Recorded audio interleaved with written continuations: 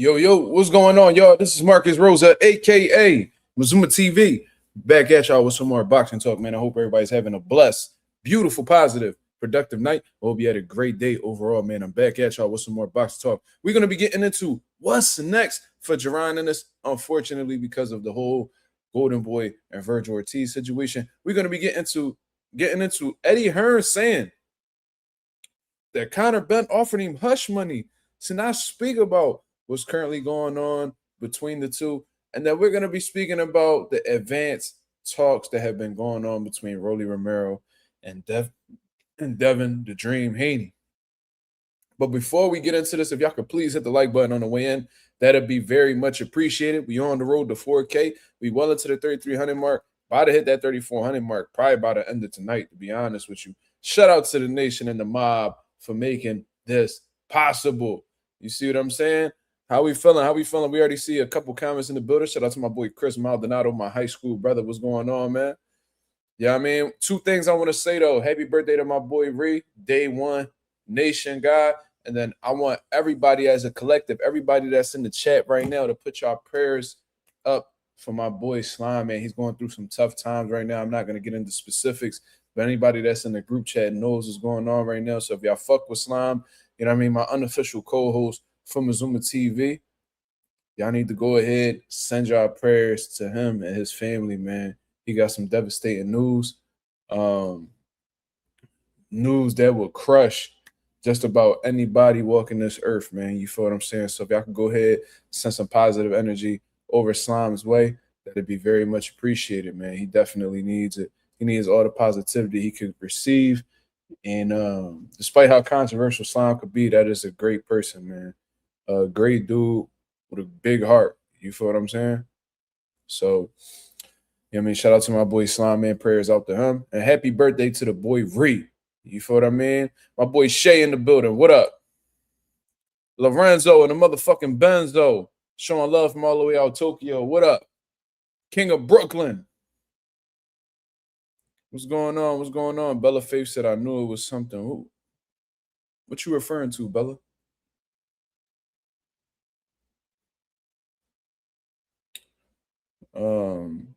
It is something rather serious. You feel what I'm saying? So y'all go ahead and put y'all prayers together for my boy Slime, man.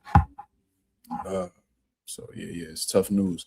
But happy birthday to my boy Rhea as well, man. So we got some, prayers that need to be sent out, and and positive news is my boy Rhea's birthday. So salute. You know what I mean? Let's go ahead and get the likes up. I'm gonna go ahead and put this on subscriber only mode, because if you're not subscribed to the channel, why would we care about what you got to say? You feel what I'm saying? It's really that simple. We care. You know what I'm saying? Yeah, Bella, he was going for a few, but it's because of the new work schedule that he had. It had nothing to do with unfortunate news. He had just received that unfortunate news today. So that's why, he sent the message out today. He came across that news earlier today. He let us know, and it was devastating. So send y'all prayers out to him, because he definitely needs it. But besides that, Slime has been working at this new job, and he goes to sleep early, kind of like what Smoochie be going through. Like Smoochie, I guess she works early, so by the time she get home, she be burnt out, be ready to go. My live is a little bit late. This is really for my night owls, for real. You know what I mean? Or if you're in a different time zone, where over here at nighttime is daytime over there, so you watch me while you working or something, whatever.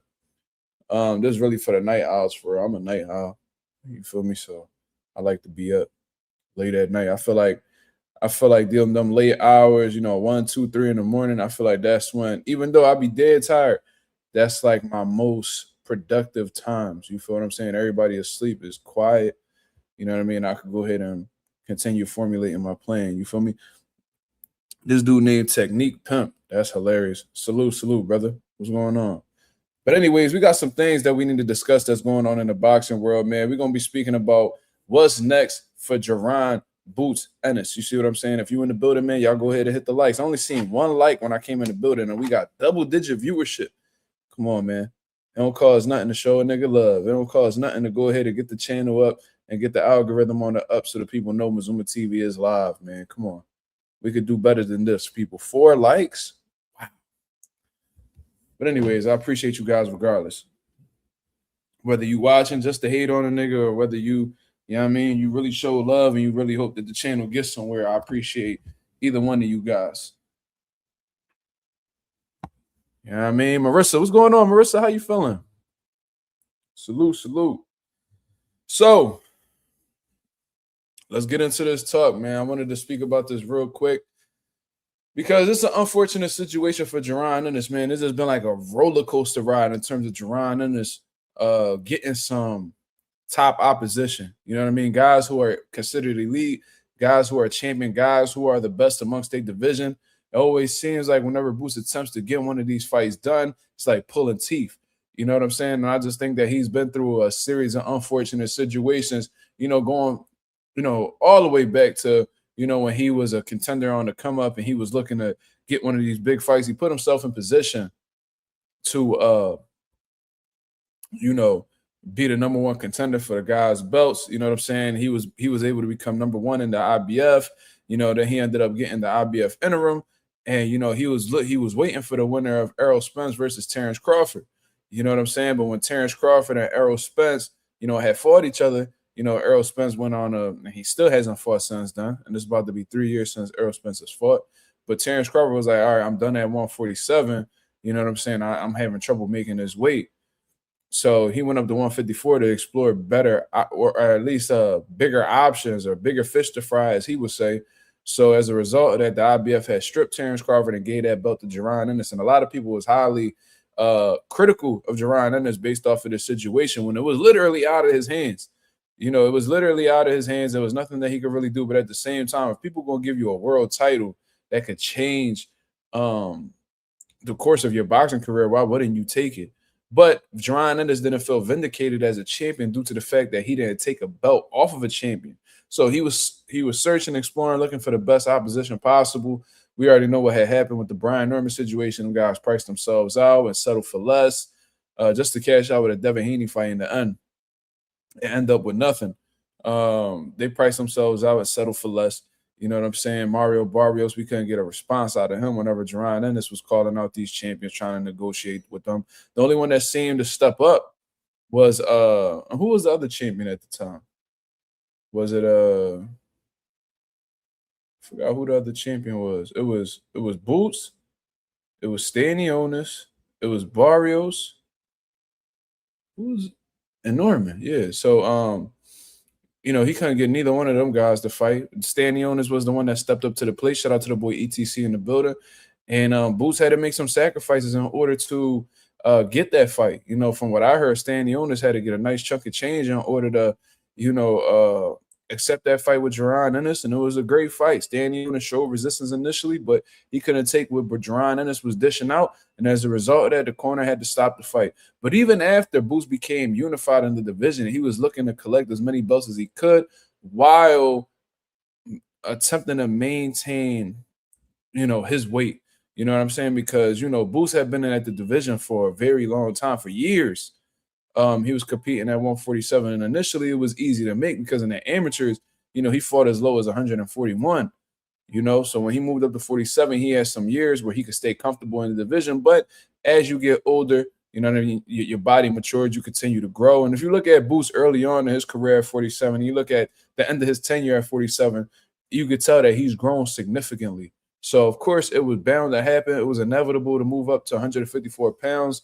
And, you know, when he's seeing that these champions were, you know, not really budging in terms of wanting to go after these belts, especially when he reached out to Brian Norman and them again to try to secure a unification fight. There's we're not talking to anybody until the Stanionis fight, until the Sasaki fight's over. I was like, you know what, bro? Like, y'all act like it's far-fetched for y'all to reach some type of agreement, you know, while you're in the course of getting ready for a fight. Like, this has happened several times. But that just let us know that the Normans didn't really want that fight whatsoever. They knew Boots. They dealt with Boots. I don't feel like that's something they wanted to deal with in a square circle. That's just my opinion. Might have not been Brian Norman Jr. himself, but it might, you know, I think his team definitely played a part in that fight not coming together. So anyways, He goes up to 154 pounds. Now he's there. He wanted to see how he would feel at 154 pounds, which is a smart move. We've seen all-time great fighters do this on several occasions. So I don't understand why Boots got all of the criticism that he received by fighting a top 10 guy to see how he feels at the 154-pound division. Obviously, the motherfucker felt great because he was able to get a first-round stoppage over Uizma Lima, who was the IBO super welterweight champion of the world and a top 10 guy in an action-packed division. Was able to dispose of him. But ever since then, he's been fighting and clamoring for an opportunity to face Virgil Ortiz, who is the Ring Magazine's #1 super welterweight in the world, despite him not being a world champion. But considering he's had some, good wins under his belt with Serhii Bohachuk, highly controversial in my opinion, but he still got the W on paper. Then he went ahead and he beat Israel Madrimov, former world champion, who had only lost to Terrence Crawford prior to that fight. And then he went on to face Erickson Lubin, who's been a top contender at 154 for some years now. So Boots was looking for that opportunity. Virgil Ortiz looked like he was trying to experiment with a few different options. But I think due to the pressure that the boxing fans had put on Virgil Ortiz and his team to make the fight happen, I guess that was enough for Virgil Ortiz to be like, you know what, this is the fight that the fans want. So let's go ahead and try to negotiate for this fight. Now, I think that because there were so many different hands that were in the pot, I think Oscar De La Hoya was trying to I feel like Oscar De La Hoya and the manager, Rick Meridian, weren't seeing eye to eye on things. And, there was some things that were said behind the scenes and even publicly. And, as a result of that, litigations had taken place in terms of Virgil Ortiz, suing Oscar De La Hoya. Oscar De La Hoya standing on his square saying that he's going to fight for his rights and, things of that sort. And, Virgil feels like he's a free agent based off of him believing that Oscar is in breach of the contract. Oscar maintains that, he didn't violate the contract. But while all of that is going on, Virgil is going behind Oscar De La Hoya's back to set up a fight with Jaron Ennis and possibly signing a 3-fight deal with Matchroom Boxing.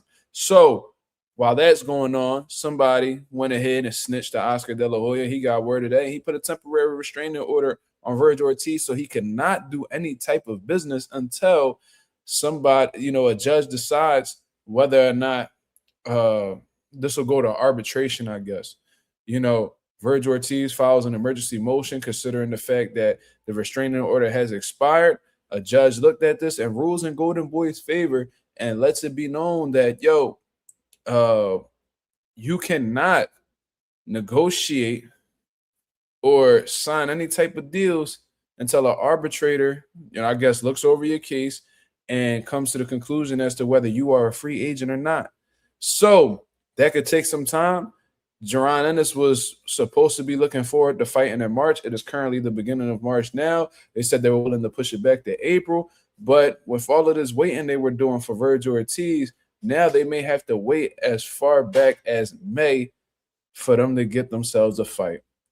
And we don't know how much longer Jaron Ennis is willing to wait. To be honest with you, I think it's a waste of time at this point. I think there was some optimism in the beginning.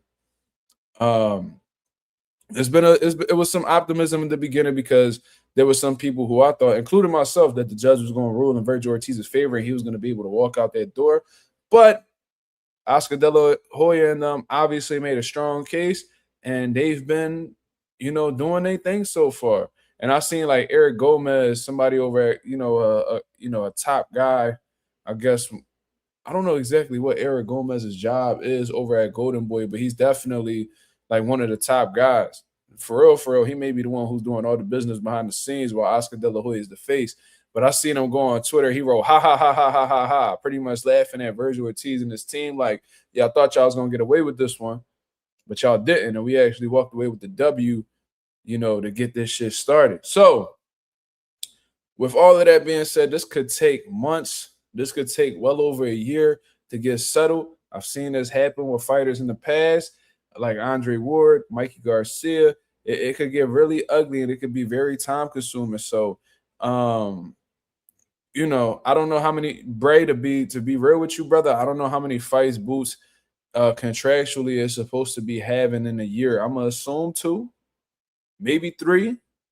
But to be going into the third month of the year and not having a single fight yet, it's like you got to speed up the process, man. Like a date needs to be had ASAP.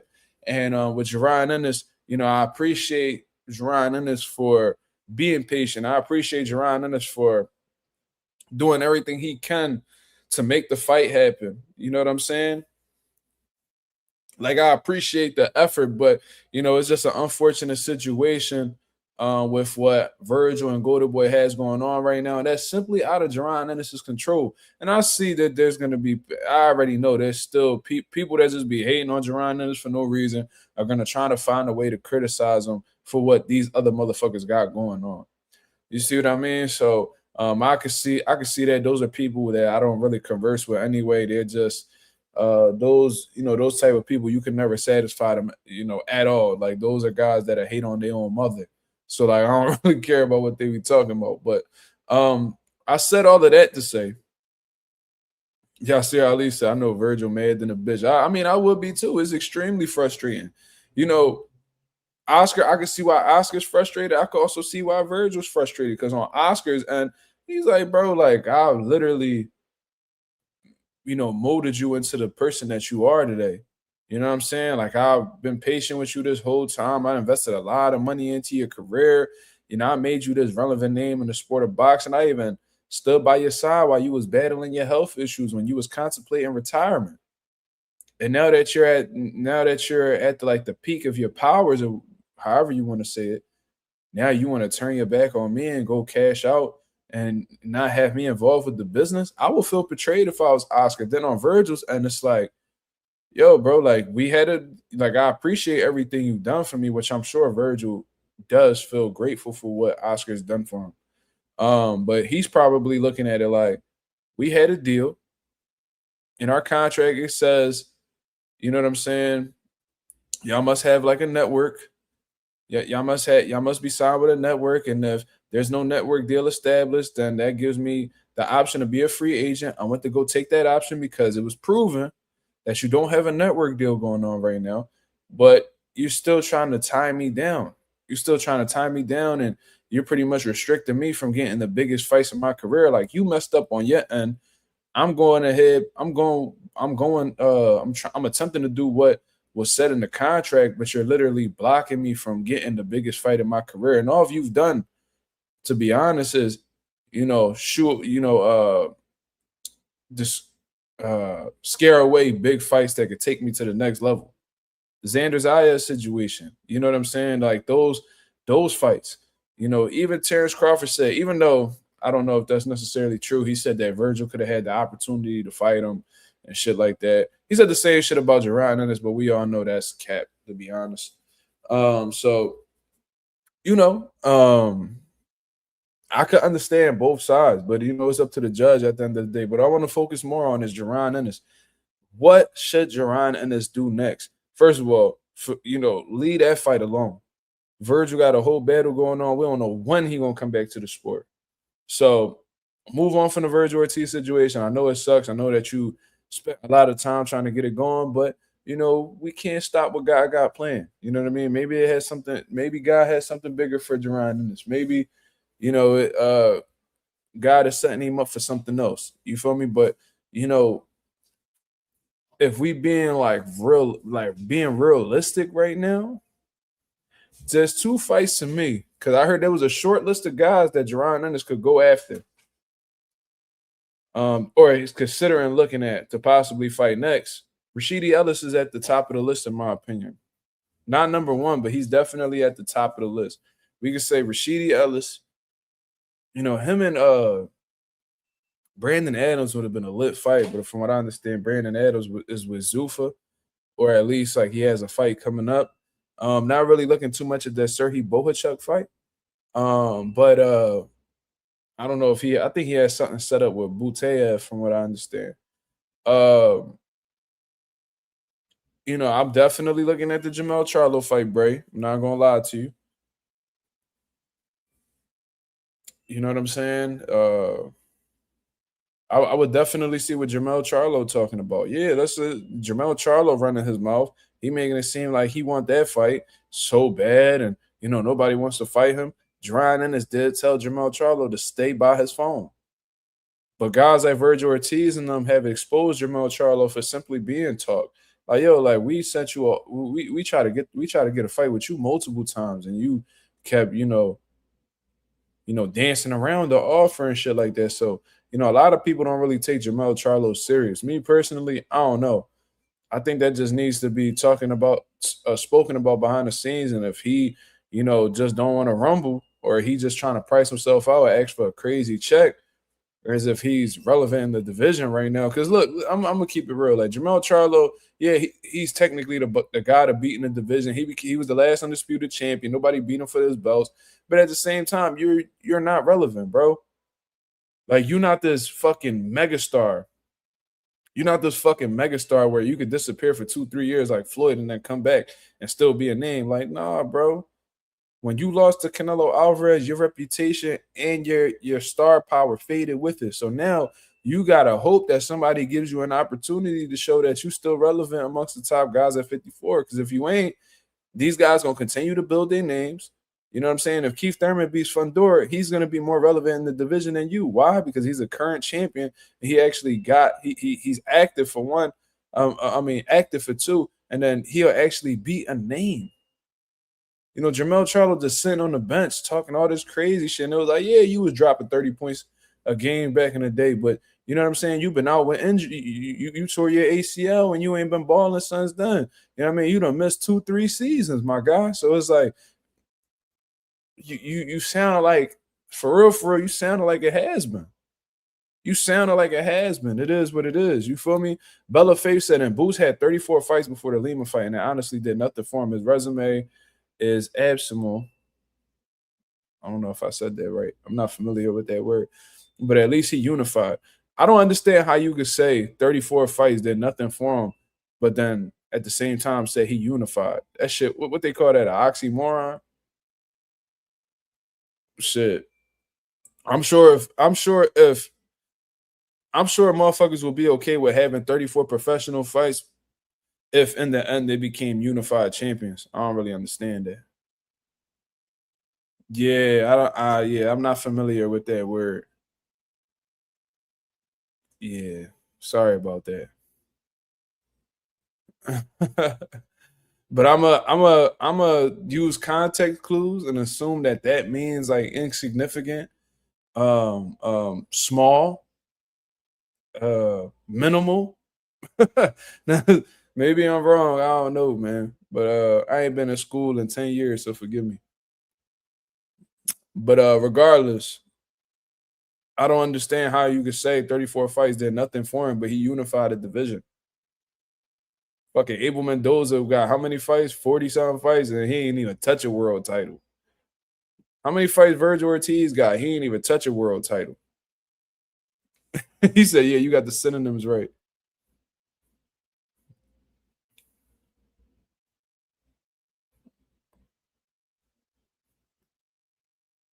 I'm not going to see one thing I'm not going to do. I'm not even going to bring up the idea of Boots not having a good resume or whatever the fuck y'all want to say, whatever angle y'all want to take, because he's attempting to do it.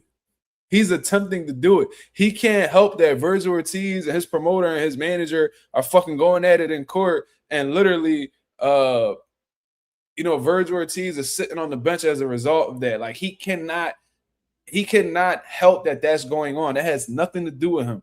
Jaron Ennis is not mentioned on that. It is not on there. They're not going to have this motherfucker testify. He's not going to be in the courtroom, pleading his case. That's literally outside of his control. So if the motherfucker go ahead and he fight a Rashidi Ellis after the fact, we can't be mad. You know why? Because there's no other big fights that are available. You know what I'm saying? Josh Kelly and them, they don't want to look in Boots' direction. Xander Zayas don't want to look at Boots' direction. He'd rather give Devin Haney an opportunity before he mentioned Boots' name. Keep it real. Look what Xander talking about, fighting Josh Kelly. And if he don't fight Josh Kelly, he'll look in Devin Haney's direction. He's not mentioning Boots. He's a WBA interim champion. And Xander just grabbed that WBA off of Bass Barrow. So, like, nobody criticizing Xander for that.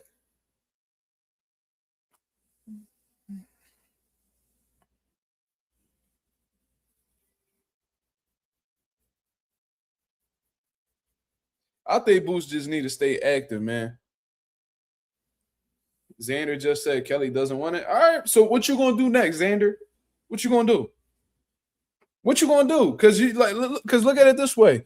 Sebastian Fundora gave up a title not to fight you. You think he gonna be interested in fighting you after he beat Keith Thurman? Fuck no. Fuck no.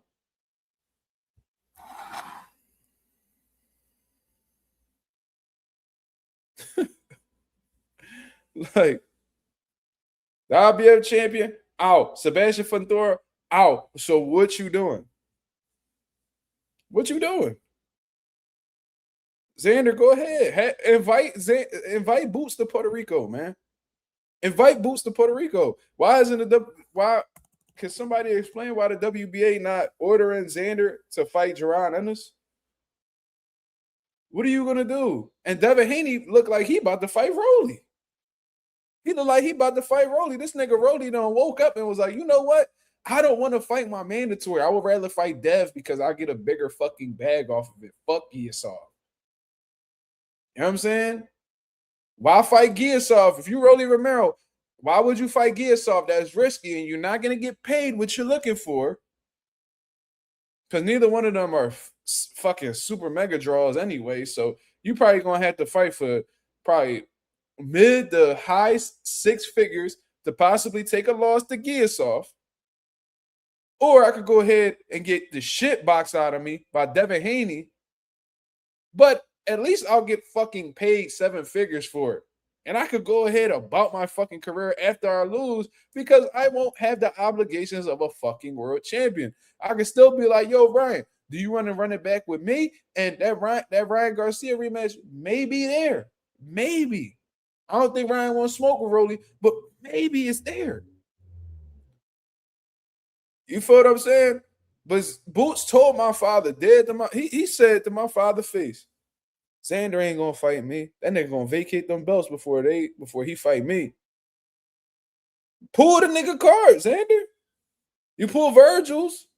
When they mentioned Jaron in his name, you said they did a segment with Xander. They was like, we gonna mention this fighter's name. What's the first thing that comes to your head when you think about this fighter?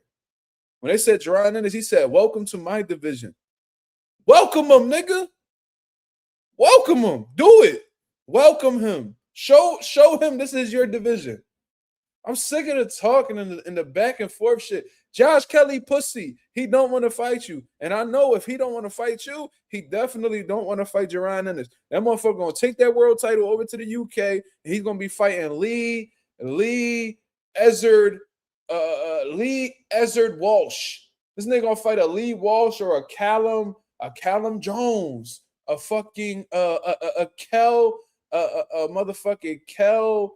What these motherfucking last names be? This nigga gonna fight a Kel Edwards.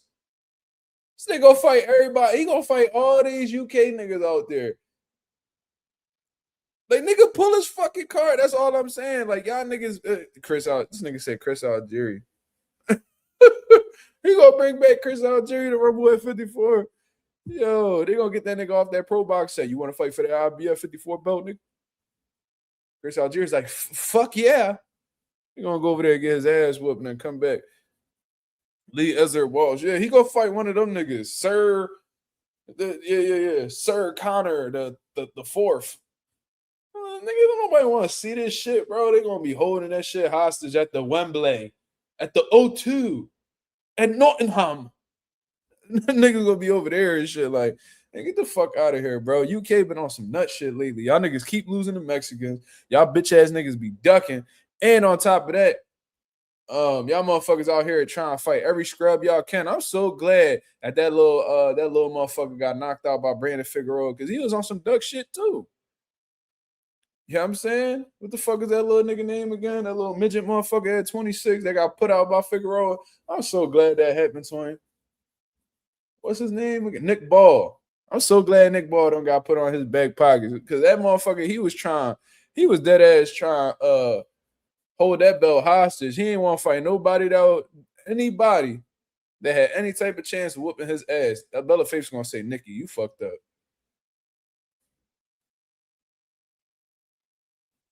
Trick said, I hope Eddie Hearn appreciates Boots' patience. and is able to offer Boots Ennis a Josh Kelly fight in the UK. Well, guess what? Listen, man. Eddie can't offer Boots anything that Josh Kelly doesn't want to do. Mind you, Eddie Hearn misled all of us when he said that Josh Kelly agreed to terms and that he agreed to fight Boots next if he come out victorious at Bakram or Zliev. What he didn't tell us until after the fact is that Josh Kelly had multiple options. Multiple options.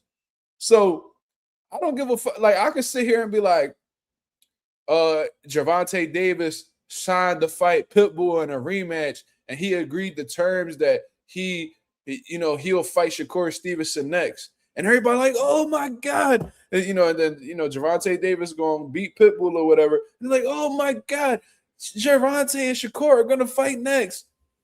And then it comes out later, oh, well, Shakur is on the terms, but there's also Rolly, there's also Ryan, there's also the X, Y, and Z. It's just not Shakur. So it's like, so you just use Shakur's name as like a selling point in order to promote the fight. That's what Eddie Hearn did in this situation. You feel what I'm saying? But it is like I said, I feel bad for Jaron Ennis, bro. Like, I really do. Like, I feel bad for him because he's trying. And it's always some type of hurdle. There's always some type of obstacle. And the public sees it. The public sees that these motherfuckers are not like it's not possible at this very moment. And he gets criticized. He gets criticized. And yes, Jaron Ennis has 34 fights. You know why? Because earlier on in his career, he was fighting every fucking month. As you should as a fighter. Niggas was doing that.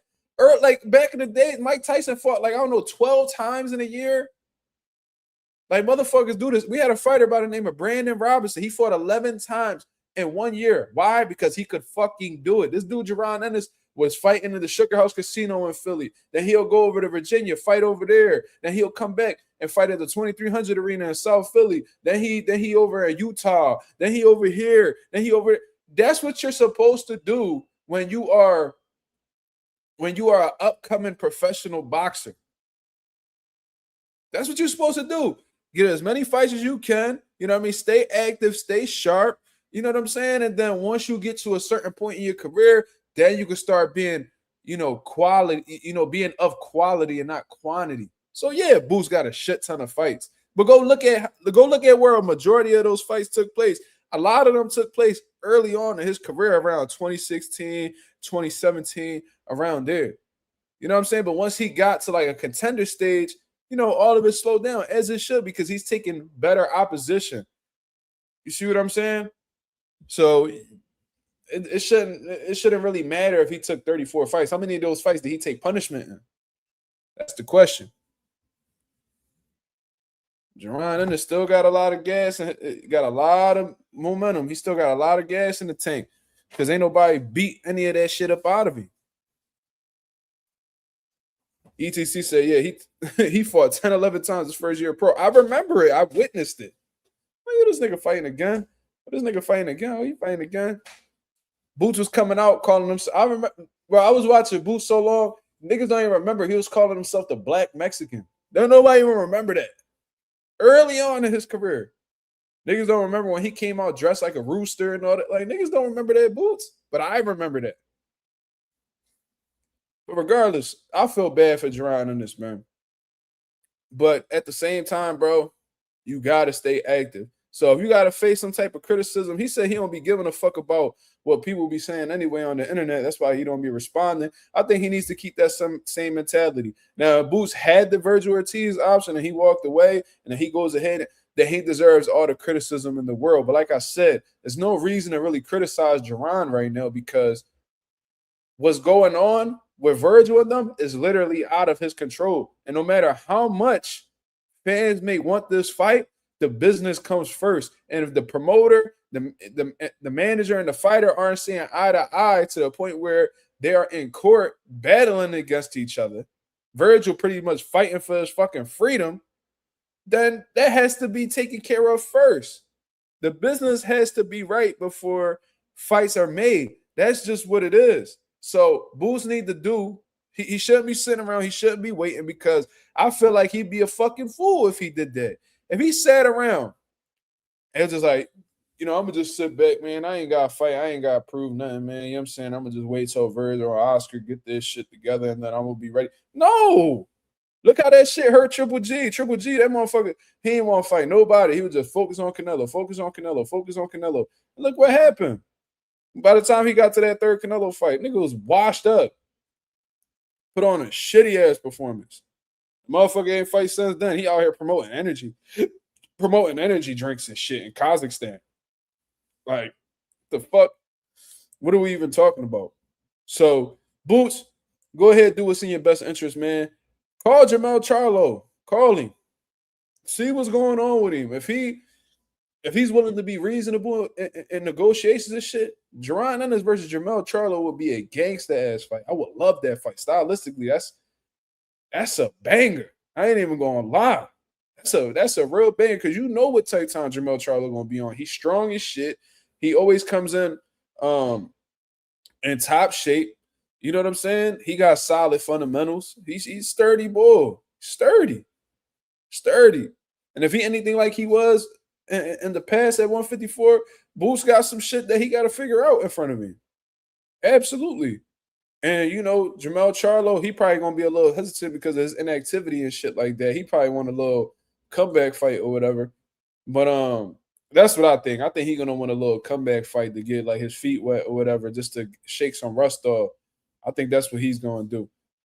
But let's say he takes the fight. Jaron Ennis ain't no fucking joke because Jermell Charlo ain't never been in there with a motherfucker who got speed like Jaron Ennis, reflexes, combinations, the athleticism, explosiveness. Like, he ain't been in there with nobody like Jaron Ennis. Nobody. He ain't no fucking Erickson Lubin. He not no Tony Harrison. He not no Brian Castano. And all them motherfuckers is nice in their own right. But Boots not even a Canelo. He brings a totally different style to the equation that you got to figure out. And if you don't, he's going to punch on you. He not only that, Boots got the type of style where he could really ruin you because he don't stop throwing punches and he's accurate. So he's literally letting the clip go on you. And if you ain't got no solution for it, if you can't stand the rain, then you're gonna get packed. That's just how that shit go. So that's a great fight for both of these guys, man. And look, if Boots beats fucking Jermell Charlo, then he beat the man. He beat the man of the division. Yeah, you might not have no titles. You know what I mean? Motherfuckers still probably gonna try to flex on you. You know what I mean? But you know what I mean? Like, this motherfucker Xander Zayas ain't stopped taking selfies since this nigga became unified champion. He feeling himself. This nigga got a management deal with Bad Bunny and shit. This nigga is Boricua the fuck out. Like, he always been repping Puerto Rico and shit, but ever since this motherfucker don't got a world title, he been losing his mind. This nigga getting dressed and having all types of photo shoots, and every time I see this nigga, he got a button down on with his chest out. You can't tell this nigga Xander nothing right now. So he need to go ahead and do some shit. Cause yeah, you beat Jorge Garcia. Yeah, you beat a Bass Barao. Yeah, I mean, motherfuckers was picking up Bass Barao to beat you. I remember. Shout out to my boy Mick Doonan. I remember that. So you got some great wins, brother. You unified in 2 fights. Congratulations. But you telling motherfuckers this shit division? Yeah, I mean, you the man of the division right now. Like, you the guy who's standing out in the division right now because you got the majority of the belts. Cool. Well, you got half of the belts. Cool. But are you willing to go as far as to prove that you are willing to face guys like Jaron Ennis and Jermell Charlo and Virgil Ortiz? I mean, we see how the Virgil Ortiz situation unfolded. Oscar De La Hoya fumbled that fight. But how about the motherfucker that has the interim belt and your sanctioning body in the WBA? He has a WBA interim championship. You got the WBA title. You ain't no super champion. You ain't exempt from mandatories right now, brother. So what we doing? Josh Kelly ain't rumbling you. That's what you say. You say he don't want to fight. All right, he don't want to fight. Cool. What's the next best opponent? Devin Haney? Nah, not at all. Devin Haney about to fight Rolly May 30th at the Barclays, for what I understand. So now what you want to do? Now what you gonna do? Because I'm pretty sure Devin Haney's feeling real comfortable at 47 right now. He was only thinking about fighting you as a last resort because he couldn't get motherfuckers to step up to the plate. Lewis Crocker, Eddie Hearn, like, nope, sit your ass down. You know what I'm saying? Ryan Garcia, even Barrios, he was fighting Ryan Garcia. Ryan Garcia, I don't know what he on. We don't know what he talking about. You feel me? Who knows what's going on with Ryan? Ryan, that nigga on the surfboard with his belt after he said that he don't really care for belts. That's a confused motherfucker right there. I don't know what he got going on, but I'm assuming he probably going to chill until the end of the summer or maybe September. Who knows? So what's the next best option? Rolly Romero. He comfortable at the weight. He want to unify the welterweight division. Why not? Yeah, Sarah Ali says, oh, wait, there's a few comments. That's 215 says Charlo's available, but I bet Boots fights Mazuma. I don't like that fight, man. Like Mazuma got some weird shit going on right now. He had like a severe case of ammonia. And they said they had him on a 12-month treatment. Like, I'm like, what the fuck? Like, what? I never even heard of no shit like that. But I don't want to see that, especially in Mazumov last fight. I don't want to see that version of Mazumov fighting Boots. I want to see the best version of Mazumov fight Boots. Cause I know if Boots goes ahead and he steps on Mazumov, you already know what they're gonna say. Oh, he fought Bud leftovers. Oh, he fought Virgil leftovers. He wasn't the same after the Virgil fight. Like, you know, it's he ain't gonna get no credit for that. You know what I mean? I don't think, but to be real, at the same time, I don't think he gonna get credit for anybody he beat at 54. That's not a champion or a big name. So the fuck, they was over here acting like Lima was a fucking certified turkey. Like, oh man, Lima ass. All right, cool. So if he go ahead and he beat up on Rashidi Ellis, what y'all gonna say? He ass and Rashidi ass too. So you can't win either way. So Boots just need to go ahead, stay active. You know what I mean? Like Boots gotta do what Joe Louis did. Do your bum of the month tour, cuz. Go ahead. These motherfuckers don't want to fight you. That don't mean that you just sit on the bench, man. We not on that Demetrius Andre shit. We gonna go ahead, stay active, knock these bums down until somebody want to step up. What's the problem? No, I don't think Boots should move up to 60 for what? He only got one fight at 54. That's that Keyshawn Davis shit. Ain't no fucking point in going up to 160 right now when there's still some potential for you to get big fights at 54. Let's see what Jamel Charlo on. This motherfucker hitting pads every day. He had his motherfucking Lions Only boxing academy in that ring, punching the shit out them pads. Nigga look like he in shape. What's up? You act like you got time to waste. Nigga, you done been out the ring almost 3 years. September probably gonna be 3 years. What you gonna do? Xander, what you gonna do? What you gonna move up to 60? You gonna vacate the belts? So Boots can fight for a vacant WBA title? Like, what the fuck are we doing?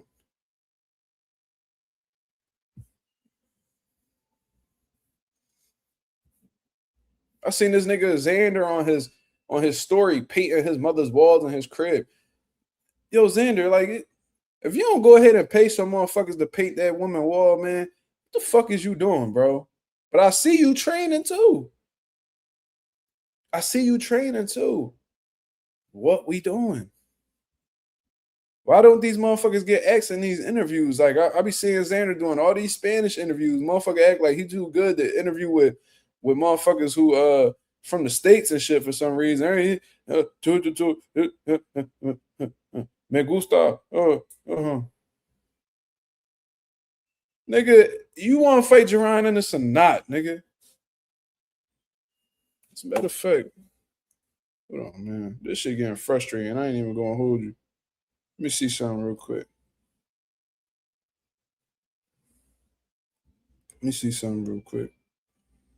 Cause these niggas be full of shit, dog. We need answers, dog.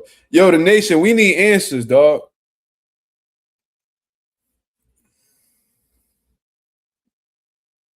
We need answers, dog.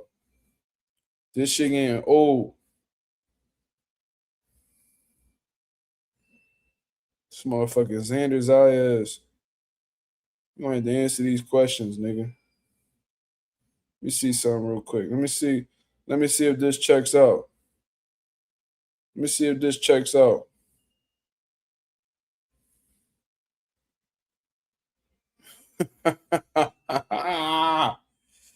Hold up now. Hold on.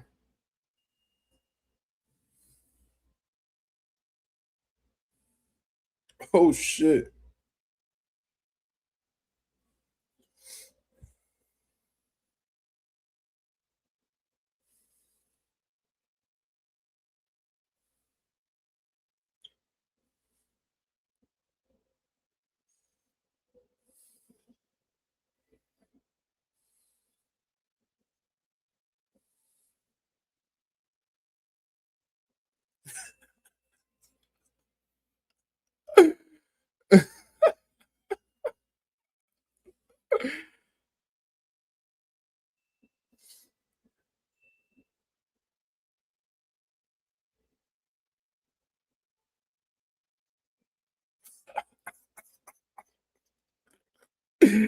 Yo, I think I get this nigga number, yo.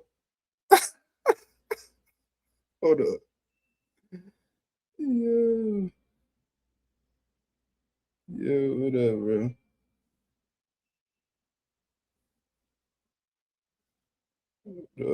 Nah, I ain't covering shit. Sick of these niggas, man.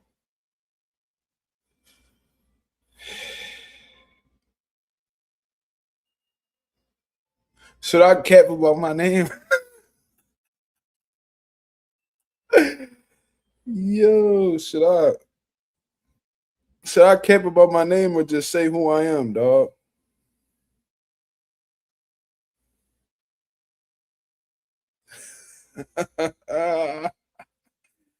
Yeah. I said, yo, bro. He said, who this? I said, Mark. This Xander. He said, Mark. Mark who? Fuck it. Listen, man. It is what it is. Mazuma. Hey, yo. Sorry for the interruption, guys. We'll be back to the boxing talk. What is this boxing talk? Fuck it.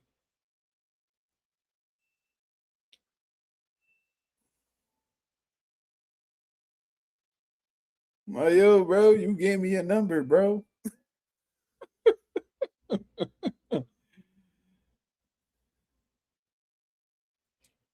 But anyways, um, he Hollywood, so I don't know, bro. I don't know. He Hollywood.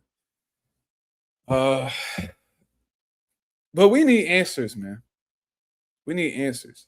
So I'm gonna try to get the answers for y'all because these motherfuckers be acting like it be so difficult to answer questions.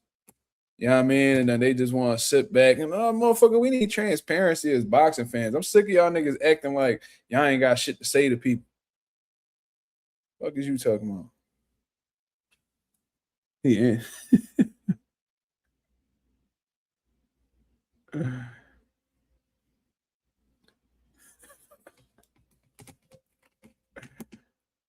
He said, Mark who?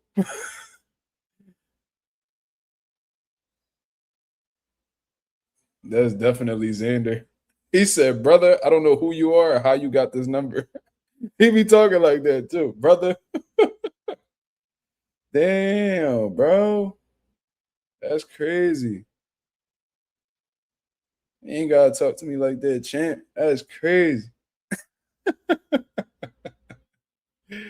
You never heard of me? You never heard of Mazuma TV? He said, "Tell him pull up. Tell him stop by the channel." Yeah, niggas don't. He already acting a little weird. See, a nigga find my number. I can't change the fact that they got my number, right? So if niggas want to have a conversation, let's have a conversation. I don't give a fuck. I had plenty of niggas hit me up like, "Yo, bro, like, how you got my number?" Oh no, my homie. So what you want to talk about, nigga? That just be me though. I don't know, but it is what it is. He said, "Brother." He typing right now, so that's why I'm waiting for him to say something. But it says, "Brother, I don't know who you are or how you got this number. I'm sure you don't." I'm sure you don't. Damn.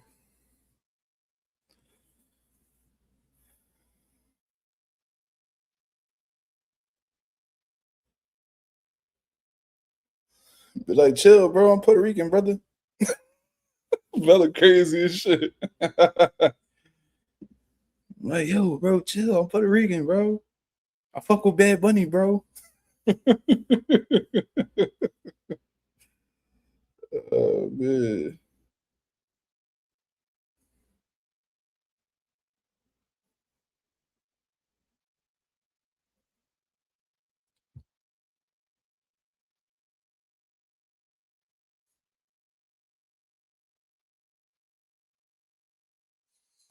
It still say he typing though, so I think he waiting for me to say something. Like he skitzing. He like, yo, how this nigga got my number? Yeah.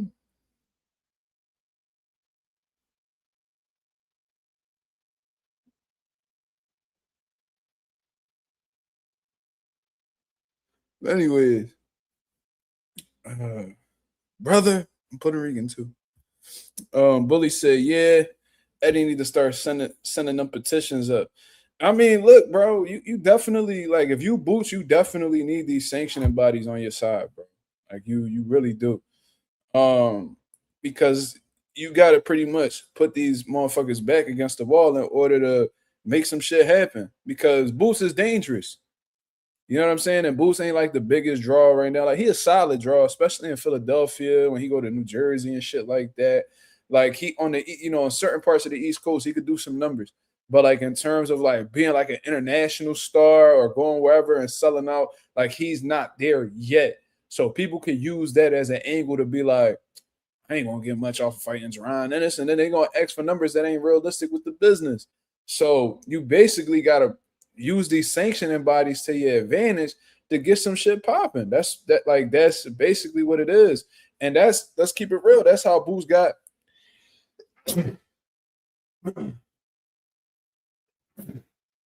that's how Boots got his first world title anyway. Who knows if Boots would have got a world title shot if he didn't get the IBF on his side? You know what I'm saying? Like him getting that interim title and pretty much the IBF forcing, attempting to force Terrence Crawford to fight him next. Like say God bless you. Why is you watching me? Where are you at? She in the whole room. She in a whole different room right now saying God bless you. Thank you though.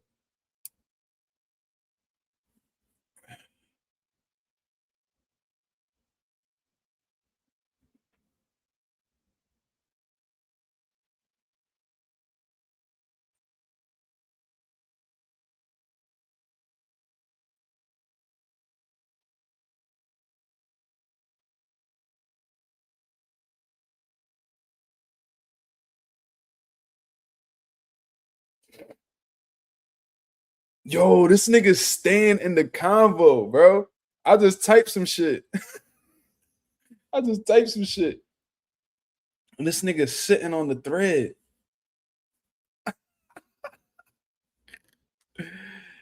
Hey yo, but anyways, good luck, folk. I cannot. It's Peoples gave me the number. Xander Peoples gave me the number. But anyways, shout out to Agent 86 in the building. I forgot what the fuck I was even talking about. But yeah, you need these sanctioning bodies to, you know what I'm saying, put you in position. Because if you a dangerous motherfucker like Boots, you're not gonna get them opportunities so easily. I mean, the motherfuckers who easily get the opportunities either be one big like motherfuckers who are big draws where it just make too much financial sense to not make, and then you got the motherfuckers like former world champions, tune ups, motherfuckers like if you lose a fight, they might give you another world title fight because that's what's been trending lately, man. It's been like, oh, you lost your last fight. Oh, let's get you another world opportunity. Let's get you another world title shot. Oh, you got knocked out your last fight. Let's go ahead and get you another world title shot. Oh, you lost a fight and then you won two fights since then. Let's get you another world title shot. Like that's the motherfuckers who's getting opportunities. Niggas who are showing vulnerability. You know what I'm saying? And Boots hasn't, there's been performances where he could have done better, but he hasn't really been what you would call exposed.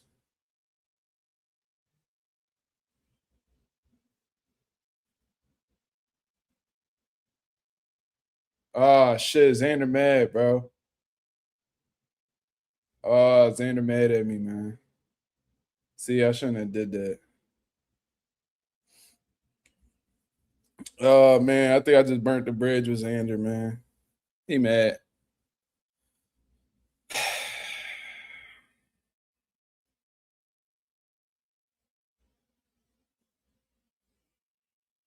He mad because his peoples gave me his number, yo.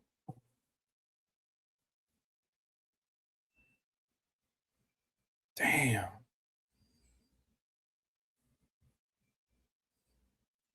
Dust 215 said, no, what's trending is niggas fighting niggas they know they could beat. I mean, that's basically what I'm saying. No, he's writing me like long messages right now. So he's not really happy with what I got to say. All I asked for, I'm like, yo, bro, this Xander? Like, nah, he ain't leaving me on red. He definitely not. You right.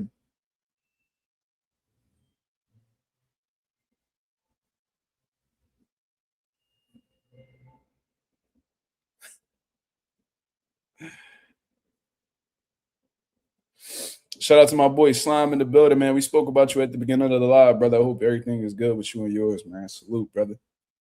He said, show us the convo. No, we ain't doing that. I can tell you what he said.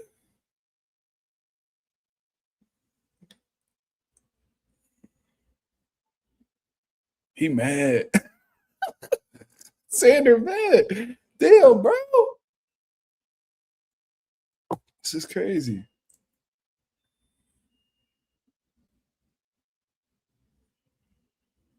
Mm-mm-mm. Mm-mm-mm. Yo, like you could tell he really mad though, cause like he not leaving the thread until I write something. Like he just keeping his phone right there.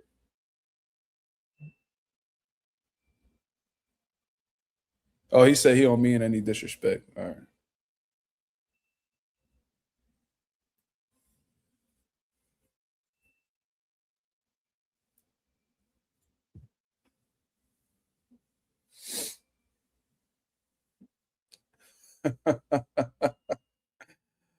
Bro, we could be cool.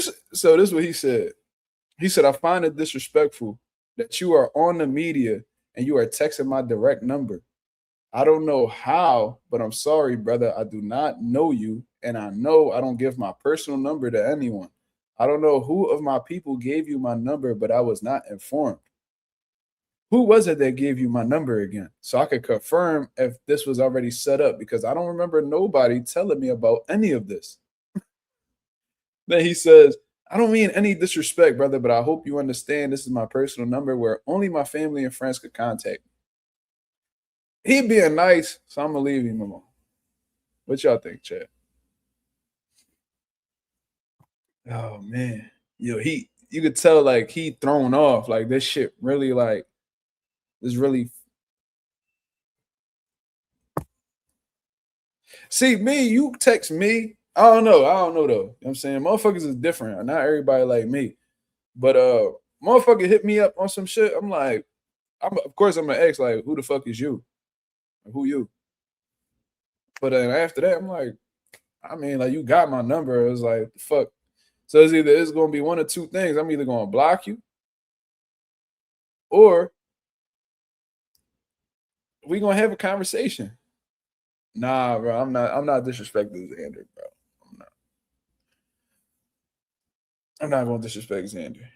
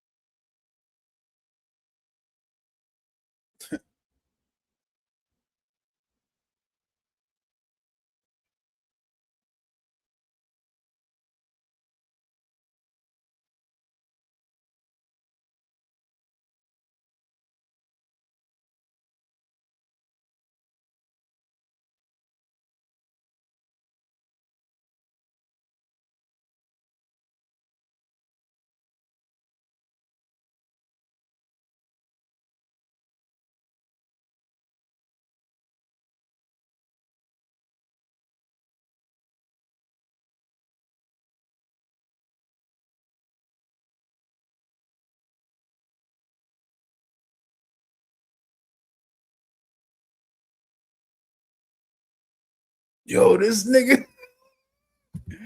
Yo, what? Yo, was cooking me. He said, damn, bro, you asleep. No, I'm looking down at my phone. So I'm looking down. So if I look down, it look like I'm asleep, but I'm not. Not yet. I actually took a nap, so I'm feeling good. That's why you getting a different energy about me today. You feel me? But shit, if he ain't no Mazuma TV, he know now. He said, yo, I don't want no smoke with Xander, cuz. I don't want no smoke with Xander, man. He doing this thing. He a good dude, man. He typing. Oh my god. Yo, he mad. He gotta be. He gotta be mad. Like he doing it in like a polite way, but he either mad or he thrown off.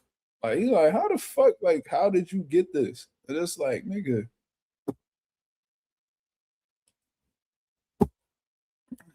You know what I mean? Yeah, why y'all, man? He probably watching right now.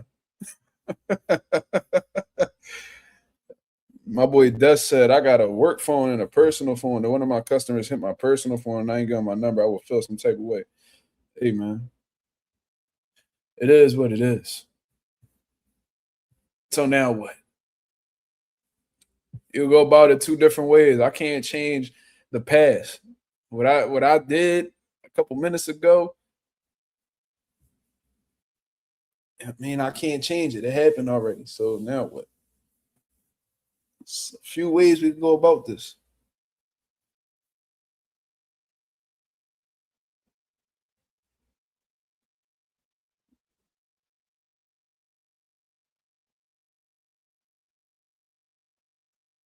He said, it's cool, brother. You'll have to talk to Gardy Lopez from Top Rank to set that up for you. I already tried to talk to Gardy Lopez multiple times. I tried to do that multiple times. Like, see, this is what motherfuckers don't be trying to understand, bro. Like, I know people within the industry, right?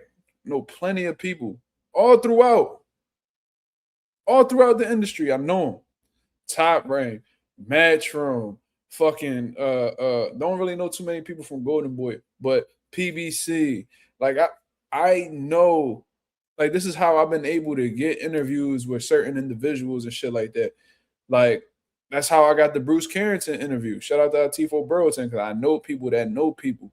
I got the Bomac interview. Shout out to Michelle Rosado because she knew people over at Top Rank. Like and shit like that. She had a good relationship with Bomac. Like I've done this because of the people that I've known, right?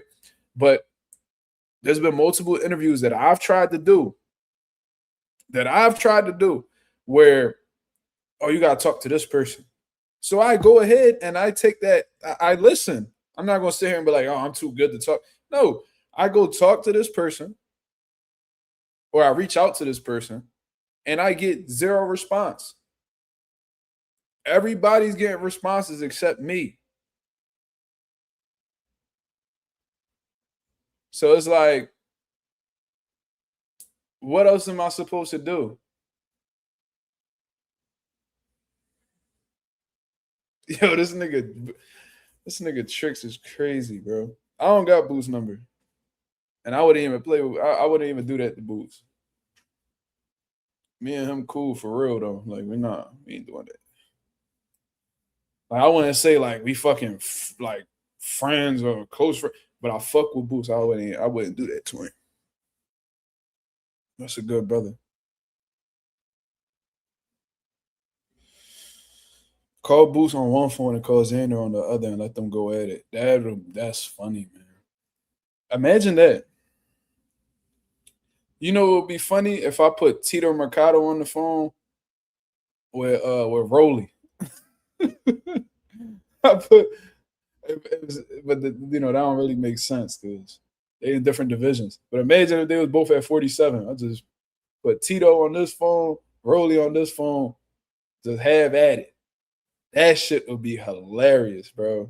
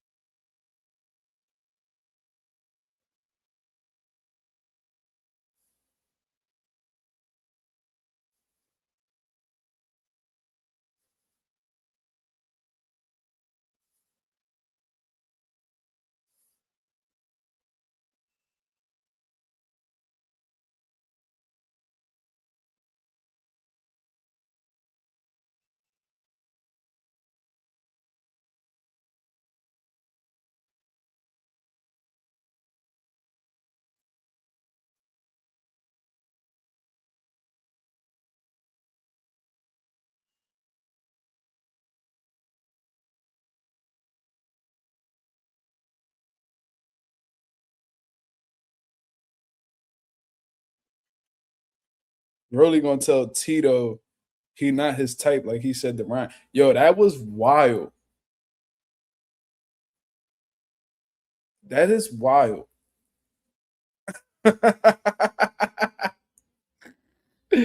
Yo, Rolly told him that shit. Ryan was like, what the fuck? That shit was the best. But anyways, let's get back to this boxing talk, man. Xander ain't fucking with your boy. That shit crazy, man. Xander ain't fucking with me. That's like, come on, dog. I'm talking to you directly, but you telling me I gotta talk to somebody else. I got like $70,000 in my pocket. If you body me, you can take the money. Right now. I hate you, nigga. Let's die. I gotta talk to another nigga while I'm talking to you right now. Absolutely insane, bro. Aren't you embarrassed by the fuck you think I am? Boy, you better slap your fucking self.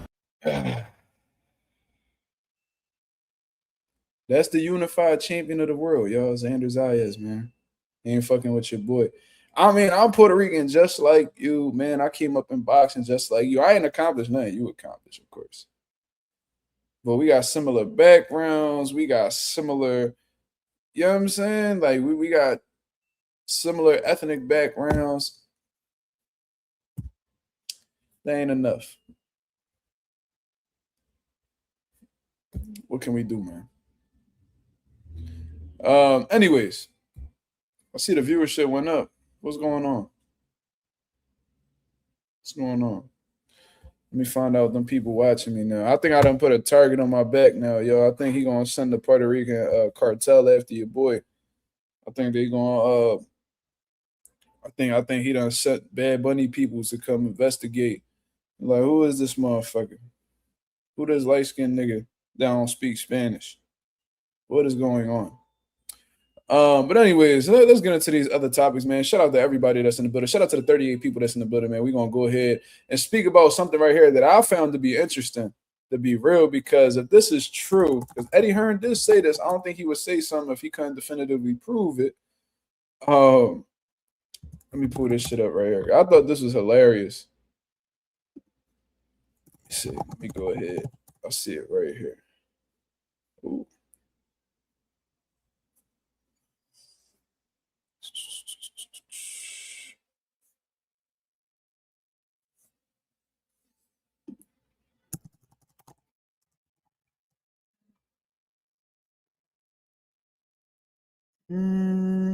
Where is it at?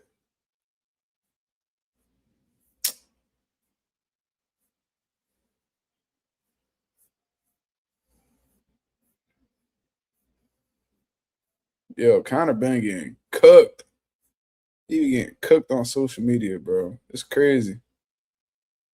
Okay, this is it right here. Shout out to Everything Boxing for putting this up. I knew I wasn't tripping. I was half asleep when I read the motherfucker, but my brain still worked.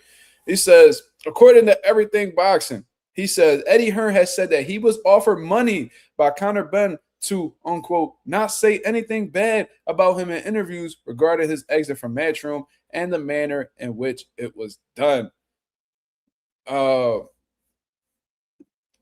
That's strange. That's very strange. So Conor Benn, this right here just confirms that he knows that he was in the wrong, or at least he went about things in an incorrect fashion. You know what I'm saying? Especially when Eddie Hearn had reached out to him and was like, yo, could we have a conversation? And he went on to say no. It's like you're pretty much asking for Eddie Hearn to say something negative about you. And even if he's not saying it in a negative tone, if he goes ahead and he just blatantly says what you did, is going to make you look bad regardless. So it seems like this dude Conor Benn trying to give this boy Eddie Hearn some hush money so he could shut the fuck up and not say something that could tarnish his reputation. But let me tell you something, Conor Benn. Let me tell you something. Your reputation already shot. Your reputation already fucked over. I'm gonna just tell you that. Like, you done fucked up all the way back when. So I'm gonna tell you when you fucked up. You fucked up when you tested positive for performance enhancement drugs. That's a stain that you will never get off of your jacket, no matter how much detergent you put on that motherfucker, hydrogen peroxide, With the little Tide pens. You can do whatever the fuck you want to try to get that stain off your jacket. And one thing about this type of jacket, you can't get another one. The one that's on you is stay on you with this boxing shit. Niggas don't forget the bullshit. You feel me? So your reputation already done been fucked up since then. The motherfuckers knew you was a snake ever since that situation. Chris Eubank Jr. reminded people on multiple occasions in the lead up to the first and the second fight, letting them know that you are a piece of shit. Right? We believed them. That's not something that I ever come off of your name. Right? Cool. So then you over here, while you going through this whole situation, this motherfucker, we criticized Eddie Hearn because we was talking about he defending a drug cheat. He has been cleared. The British Boxing Board of Control cleared him of any wrongdoings. They did a thorough investigation, and from there, they were able to clear that man. So he over here going against the media, like the media throwing bullets at him, and he dodging them motherfuckers as best as he can. Then on top of that, you go broke. This motherfucker is giving you money, and he said that you paid him back without you paid him back, but you ain't even give him a dime in interest to show your appreciation. Cool. You screaming, I'm big on loyalty. I'm loyal. I'm loyalty. Money can never separate the relationship with my guy, Eddie Hearn. Bullshit. Soon as you seen that motherfucking 15 million, you found out behind, because this is what Conor Benn did, y'all. This is exactly what Conor Benn did. You know what he did? He found out that he was a free agent, or he always knew, but he didn't want to remind Eddie Hearn. You know why? Because he was being discreet with it. He was like, oh shit, I'm a free agent. I ain't gonna really put it out there publicly, but I'm a low-key shop around and see what the people got for me. You know what I'm saying? I did 70,000 at Nottingham, back to back and shit like that. Like, there's probably some money out here for me. Probably talking to Turkey Al-Sheikh behind Eddie Hearn back and talking to all these different people that's associated with Zuffa and all that. Secretly, he traveled over to wherever Zuffa and them was at. They offered him $1. According to him, they offered him a deal that he couldn't refuse. He signed that dotted line before he ever hit Eddie Hearn up. See, now what he should have did was say that he had a conversation with them people, right? Hit up Eddie Hearn like, yo, man, what's going on? I think we should have a conversation. Fuck talking on the phone. All this traveling Conor Benn be doing, he be all over the world, right?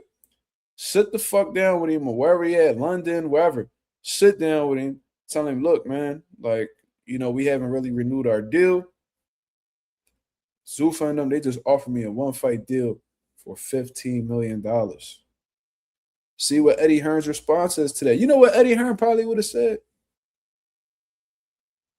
How about you take the, I can't match that offer. I can't match that offer. I just can't. So they probably could have had like a little, conversation. Eddie Hearn probably would have gave him his blessing, like, yo, go get that 15 million and come back. He probably would have did that just because you communicated that. But what you did was you snakishly went behind Eddie Hearn back after everything he done did for you. And you took that 15 million, but little do you know that 15 million caused a rift in a relationship that you will probably never, ever find in the sport of boxing again.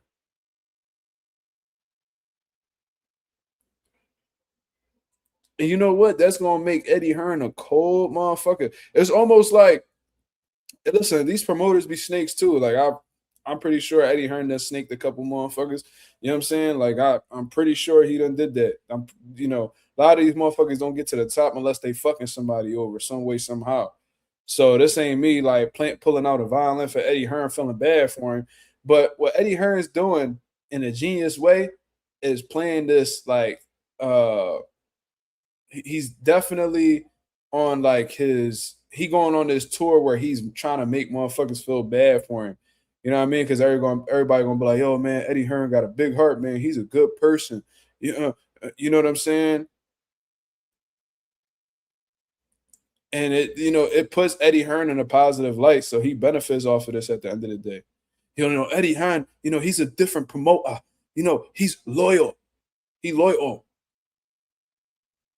And so he's gonna benefit off of it. And people, it's gonna shed some light in a positive way on his reputation. Like, I see what he's doing. He's trying to make people feel bad for him. You know what I mean? It's whatever. But yeah, man. Yeah.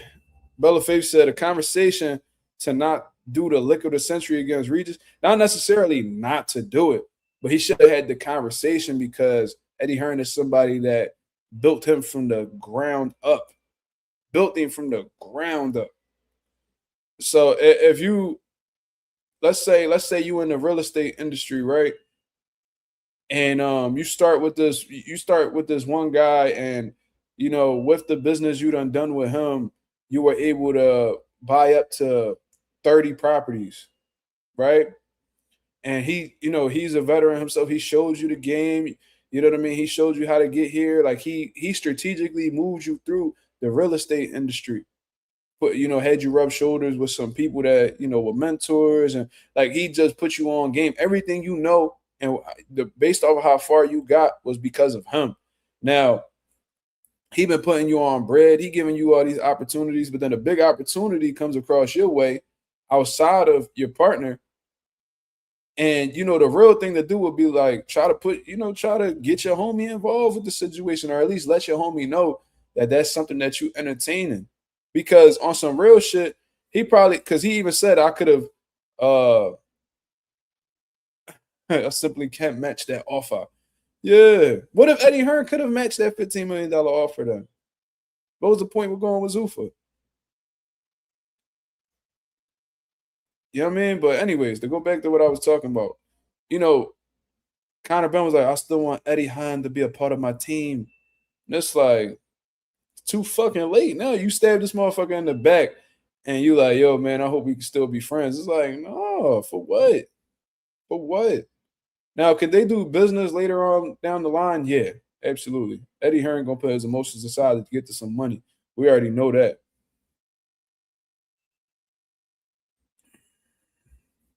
Bella said, I hear you for sure, but how do you know he wouldn't have totally foiled it either? Because Conor Benn was a free agent. So there's no way he could really ruin that. Because if Eddie Hearn were to because what Conor Benn should have established off of the rip is like, yo, I'm a free agent. You know what I'm saying? So technically, I could take this opportunity without telling you, but out of respect for you and everything you've done for me, this is the situation that I'm currently dealing with. Now, I rock with you. Without you, there's no me in this boxing shit. So if there's somehow, some way that we could work together to get this deal done, can you possibly match this offer so I don't have to step outside of our business relationship? Like, a conversation could have been had. And worst case scenario, Eddie Hearn could have disapproved of it, and then Conor Benn could have went his way and just went. But it wouldn't have made Conor Benn look bad. You know why? Because he had the conversation with Eddie. You know what I mean? He communicated with Eddie. Conor Benn taking the deal isn't what makes him look bad. You know what I'm saying? That's not what makes him look bad, because it's business at the end of the day. What makes him look bad is that he didn't even have the respect to communicate with the person that made him who he is to get that $15 million deal. That's what's bad to me. You feel me? Like, it's really his approach behind all of this shit. Shout out to my boy Mick doing it in the building. We were just talking about you, brother. How you feeling? How you feeling? He is currently a YouTube member of the channel. We be getting some members lately, man. Salute to everybody that's a member of the fucking channel. My boy Jay Cash. I think Karma Serene still a member of the channel. I forgot who the other brother was. Let me go ahead and shout out my members real quick, if you don't mind. Let me see. Oh yeah, Xander left me on red. He ain't fucking with your boy, man. But at least he know who I am now. So I mean, he'll never forget who Mazuma TV is, because I'm gonna be known as the motherfucker who texted him without his consent. But anyways, Let me see.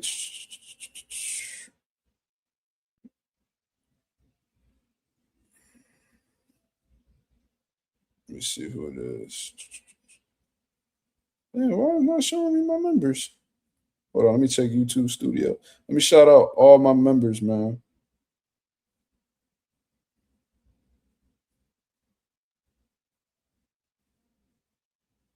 Shout out to my boy Mick Doonan. Shout out to Master G. And shout out to Karma Serene, man. Really appreciate it. And my boy J Cash as well. Hold on. Let me shout out everybody. Shout out to Mick Doonan. Shout out to Master G. Shout out to Karma Serene. Shout out to Agent 86. And shout out to my boy J Cash, the money man. J Cash has been a member of the channel for 16 months. God damn. Shout out to Agent 86, 4 months. Karma Serene. She's been around longer than 2 months, but I think she rejoined. Master G, 9 days. And my boy Mick Doonan just signed up. Thank you very much. Definitely goes a long way. Let me see.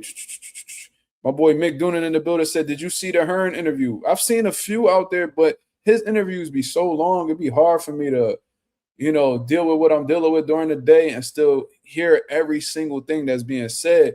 But you go on to say, man, do you think that the zone pulled Hitchens as Ben was announced the same morning? I don't know what you mean by that. What do you mean by pulled Hitchens? Do you mean like take him? I don't know. I don't know what that. You got to be more specific, brother. I don't know. So are you trying to say that the zone is attempting to fuck over Eddie Hearn? I don't know.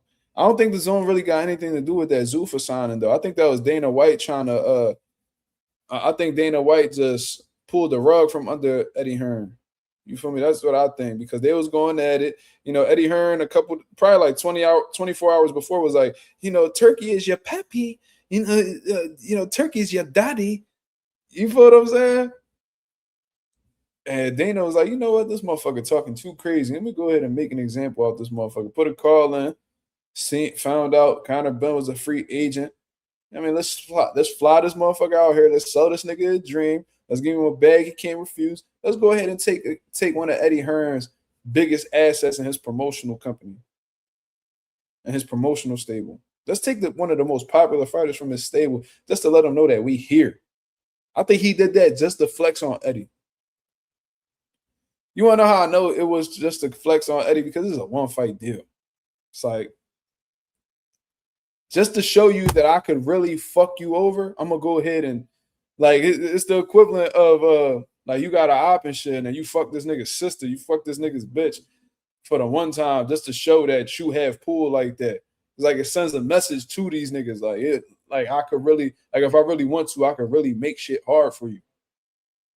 That's how I look at it.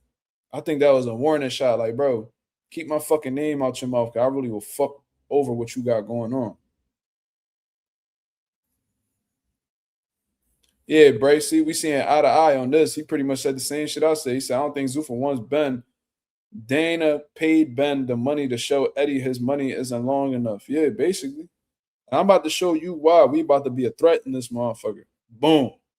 You go ahead, cry in your corner real quick, and, after we have him fight a fucking absolute journeyman, not journeyman, I'm not going to disrespect Reason, but after we get this motherfucker a little tune-up fight, an insignificant fight in the sport of boxing, then then you go have him. You know what I'm saying? My boy Mick Doonan said the zone will not work with Keith Connolly anymore. Hearn said that the zone blocked them from signing Hitchens and they can't sign Berlanga. It's more than a one-fight deal, though. What the hell? I'll send you the link, Nick. Why not? Why not? Just to hear what you guys say. That don't mean anybody else is coming up here, y'all, unless y'all one of the day ones, you in the group chat. You know what I mean? I don't really want to hear from him. I don't really want to be talking too much longer. Who is this? That's Mick.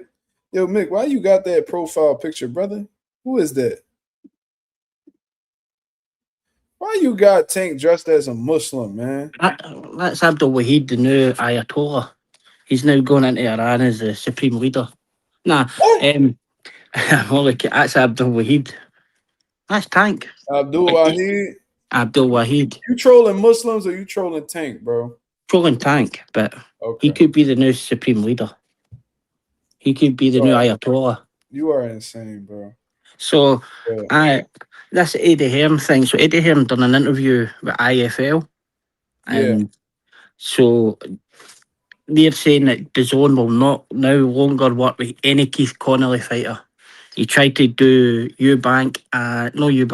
Berlanga and somebody, and DAZN are saying no. He tried to have Hitchens and Ortiz, and they blocked that fight as well. Ain't T.O. Keith Connolly fighter too? Yep. And Hitchens, on the day Conor Benn was announced, was pulled for that card, and Keith Connolly, Conor Benn's manager. Hearn says DAZN will not work with any Keith Connolly fighter anymore. The Hitchens one was enough, but this one was worse. The way that one fight deal was structured is like 15 million up front with so many clauses on the back. So it's like a 25 million deal for 5 fights. Wait. You gotta. I'm trying to get an understanding for what you're saying. So you're saying that DAZN no longer wants to do business with Keith Connolly? No, none at all. Eddie Hearn says in his interview. Do you know why?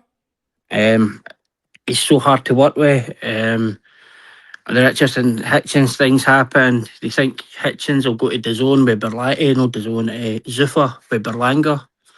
And DAZN are blocking them signing any fighter from Keith Connolly. Damn, what the fuck Keith Connolly do? He's a Conor Benn's manager. He's Hitchens' manager, but Hitchens turned around before and was like, asked me a free agent, and I supposedly really hard to work with. And Who, Hitchens? Keith Connolly. Oh, Keith Connolly is hard to do business with. So they're like, we don't want any more to do with him. But DAZN got to deal with Conor Benn, though, right? No. That's Paramount? Conor Benn will fight on Netflix. He's fighting on Netflix on the Fury undercard. What the fuck? How long Keith Connolly been Conor Benn manager? Oh, for a long time, yeah. For real? For a few years. Berlanga. Berlanga, Hitchens, Teofimo. So Teofimo and that kind of got a co-manager recently. I don't know that guy's name, but it's on Box Rec. But like Keith Connolly struggled to get fights for the McKenna brothers, and I can't think of the guy's name. It's Biondi or something, Mark Biondi. Okay, so Teofimo Lopez, other manager is Mike Borrell. Yeah, I've never heard of him. He got a lot of fighters. He got Frank Sanchez. He got the McKenna brothers. Stephen McKenna and Aaron McKenna. I don't know if they're brothers. Yeah. Charles Martin, and he got Charles Martin as well. So he got some names. How many of them signed with Zuffa? I know Charles Martin just fought on Zuffa. The McKenna signed there as well. Frank Sanchez, is he with Zuffa? No, he's got an eliminator with Richard Torres coming up, IBF. He's PBC. Okay, but cool. It's so basically the deal, Eddie Hearn's got a matching clause in his contract. So Zuffa offered Bam Rodriguez a lot of money, but over 4 or 5 years. So Hearn matched it.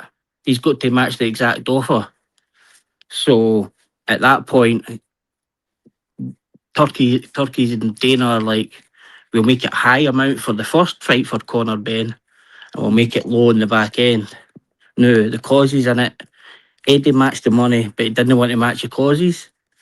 But that's why he didn't. That's why Conor Benn went.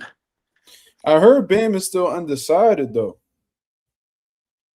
Like I think I heard something about Robert Garcia saying that that him re-signing with Matchroom ain't like official yet, but they should be coming out with something soon.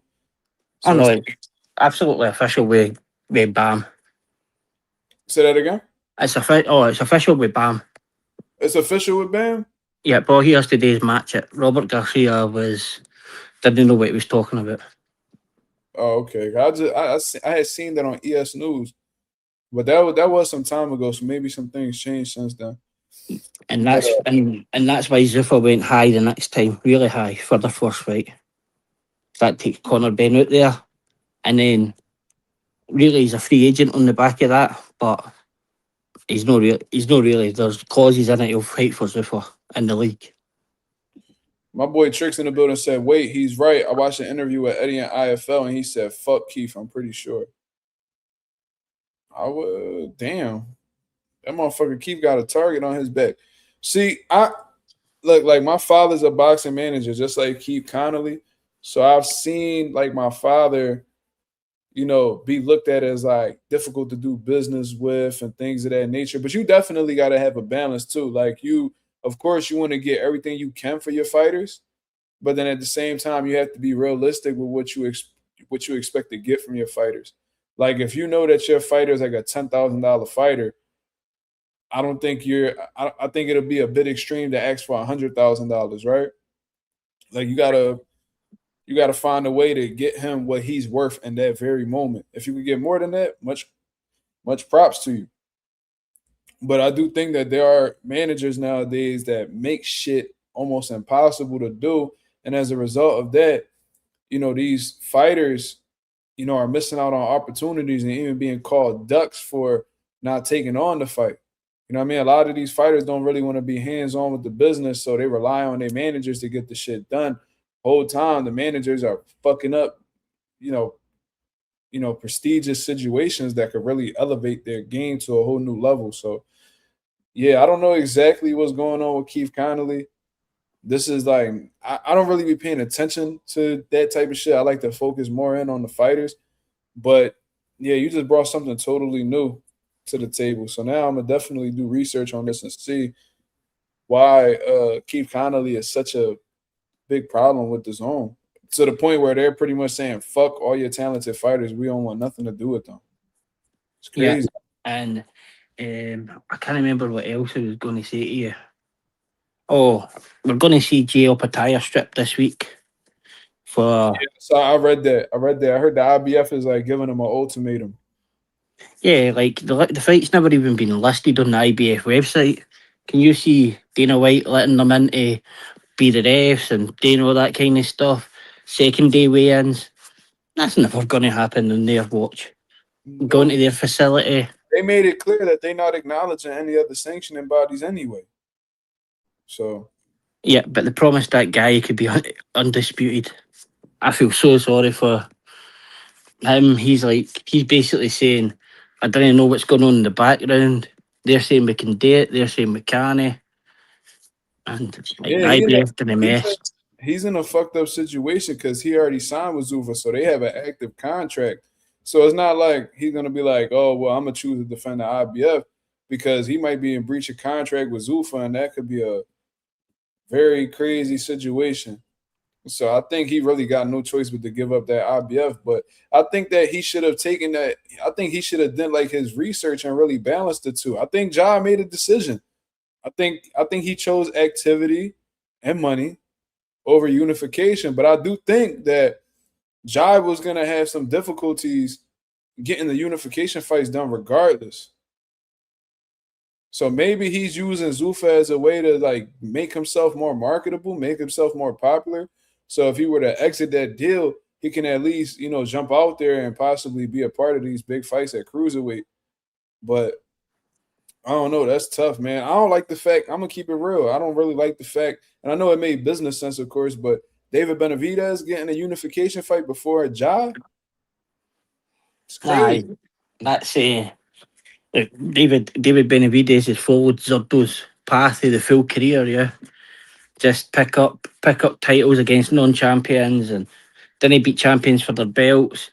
And like Zurdo's 49-1, and he's really only fought Sullivan Barrera about 10 years ago. He lost to Bivol. and he fought Chris Billum Smith. That's all he's really fought. Who? Zurdo. Zordo? Yeah. And you look at David Benavidez, who he's beat Caleb Plant's probably his best win, but wasn't he champion at that point? Or Well, Benavidez, you know, he was in a similar situation with Ja when he was at 68. You know, Canelo ain't want to give him no opportunities whatsoever. You know what I mean? So he fought whoever he could fight. Then he moved up to 75. He beat David Morrell. He beat former champion Volsdick. Like he fought some quality guys now, but he attempted to get that Bivol fight. Bivol chose to continue dealing with Turkey and gave up a belt to not fight David. So it's like I can't really be. What I try to do is, Mick, I don't like to criticize people's resumes and circumstances when I see that they're attempting to get these fights done. You see what I'm saying? Like with Jaron Ennis, like there's people that's critical. Like I seen Bella, and Bella, she's entitled to her opinion. She's a knowledgeable boxing fan, so I would never, disrespect her or nothing like that. he's been fucked here, didn't he? Huh? Jaron's been fucked here, yeah. Bye. They say, oh, he got 34 fights, but his resume trash. And it's like 34 fights, but he also became a unified champion. Is his resume the deepest? No, not really. But I've seen multiple times where Boots attempted to make these fights, but they just didn't work out. He's ran into a series of unfortunate situations, but it's not like Boots is sitting around, just cool with whatever happens. No, he's attempting to get these things done, but things haven't worked out in his favor. Can we really be mad at him because Virgil and Oscar is about to go into court and that could take months, maybe a year plus to get finished? Like, oh no, like Boots comes out quite well in this actually. That obviously the court documents are there, and he's agreed to fight and agreed to sign to do everything to fight Virgil, and then Virgil's kind of messed about with his manager, and but Boots comes out and, looking good in this. That he wasn't the person who stopped the fight happening or something like that. I think like Benavidez is saying he's gone up to fight Zurdo, but he done the exact same thing and said, "Oh, Jai Opataia's no a name, so I'm going to go back down after this to fight Bivol." But Beterbiev is mandatory. He could have fought Beterbiev, but like to say Bivol's got no name, to say that Jai Opataia's got no name, it's kind of what Canelo done to him. But Jai Opataia is a lineal champ, and beat Marius Bredis, who's probably a top 5 cruiserweight of all time. Beat him twice. The second time he was a bit old. But man, Zuffa knew what they were doing to this guy. They're going to make out the IBF stripped him. He's got the ring belt. He really should be stripped to the ring belt by their rules because he's not fought a top 5 contender in 2 years. So he should be stripped. But he should be stripped of the Ring Magazine title. That's what you're saying? Yes, by their rules. Oh, well, they definitely not going to do that because the Ring Magazine is Zuffa like this. So that's not happening. So that's the only belt that Zuffa is going to allow to be, in the mix with the Zuffa belt. But I actually been watching that dude that Opatai is going to fight for a while now. Like, they better have them EMTs on standby, bro. Because Glanton ain't got nothing for Opatai, bro. That's like, I ain't gonna lie. Nasty work. That's a terrible fight. And like I feel sorry. You pretty much asking Glanton to get put like on a highlight reel, oxygen mask and shit like that, bro. Like that's crazy. We're gonna see how good these Zuffa benefits these fighters are talking about now. Because Jai Opataia is going to put that guy in the hospital. Yes, he is. Like the last 3 guys went to the hospital. Like I couldn't believe it. I couldn't believe it when I saw that they announced it. I'm like, are we fucking serious? Aye. Like, what are we doing right now? Crazy. That guy is going to get hurt so badly. Yo, I'll be surprised if he don't get slept. Like if he end the fight on his feet, like that'd be impressive. I ain't even gonna lie to you. But Shit, I think the fight that's going to end up lining up for Jai is David Benavidez, though. Oh, I hope so. I think that's a great fucking fight. That's a great fight. I would Um, love to see Benavidez fight Beterbiev, but I Me would too. That's another one. like. Did you see they had an interview with Beterbiev, and they said, "Do you want to fight David Benavidez?" He goes, "After he beat Anthony Yard, no, no, no. They go, "But he's champion." He goes, "Ha, only joke. I will fight Benavidez. Tell him to call me." Like Beterbiev, I love Beterbiev. He's a great fighter, and that dude will fight anybody. Yo, Yo, what's on? What's going on, brother? what's the word, bro? What's Shit. up, Nah, man? what's the word, bro? I was hearing y'all talk about Jairo Pataya versus David Benavidez. I seen that earlier on my on Instagram. Bro, I'm gonna say this. That was a potential fight. I'm gonna say this. David Benavidez is gonna beat the dog shit out of him. There's nothing that he got for David. I'm sorry. He got power. He got, you know what I'm saying? But other than Wow. that, he's gonna get fucking destroyed by David. Mind you, Real David, Jai's David strong is not as like shit. somebody I'm really fond of too much. You know what I'm saying? But like you know what I'm saying? He's a GOAT, bro. You know what I'm saying? He's gangster, bro. Why He's you like not that. fond of David?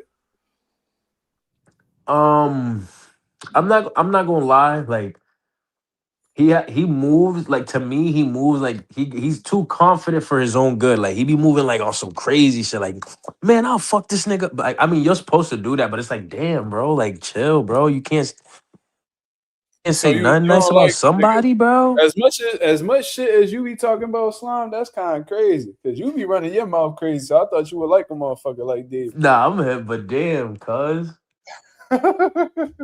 Like he Nah, does it in a way like, bro, you're aura farming, bro, and I don't like it. bro, That's what it is Benavidez with be me. Like having me he's aura cracking the farming fuck for up, real. bro. I remember But when nah, other than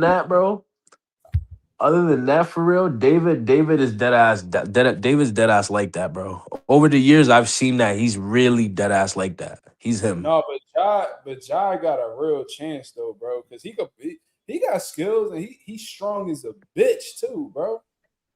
Like he's a problem. If David get a little reckless, Jai can really hurt that nigga, bro. He gonna have to fight real calculated Yeah, but for real. who has Jai really fought for niggas to really be like, yo? See, this is where you're going to learn. He beat Marius Briedis, who's a top 5 cruiserweight at all time.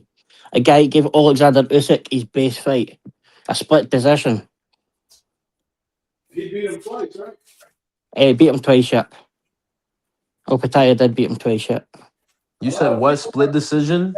cruiserweight, so Usyk beat Briedis in a split decision, a close split decision. Okay, cool. And that's just, for me, that's Usyk's best win. And it's Opataya's best win as well. Okay. I mean, Marius Briedis was an animal. you know what I'm saying? For me, like I know like the main stars that are popping in cruiserweight. I don't know like you know because for me, cruiserweight is not really a division that's really talked about as much, so I don't really pay attention to it. Like I really should pay attention to it more and see what's up with niggas. But other than that, like for me, it's like not really talked about as much, so I don't really do my homework on it.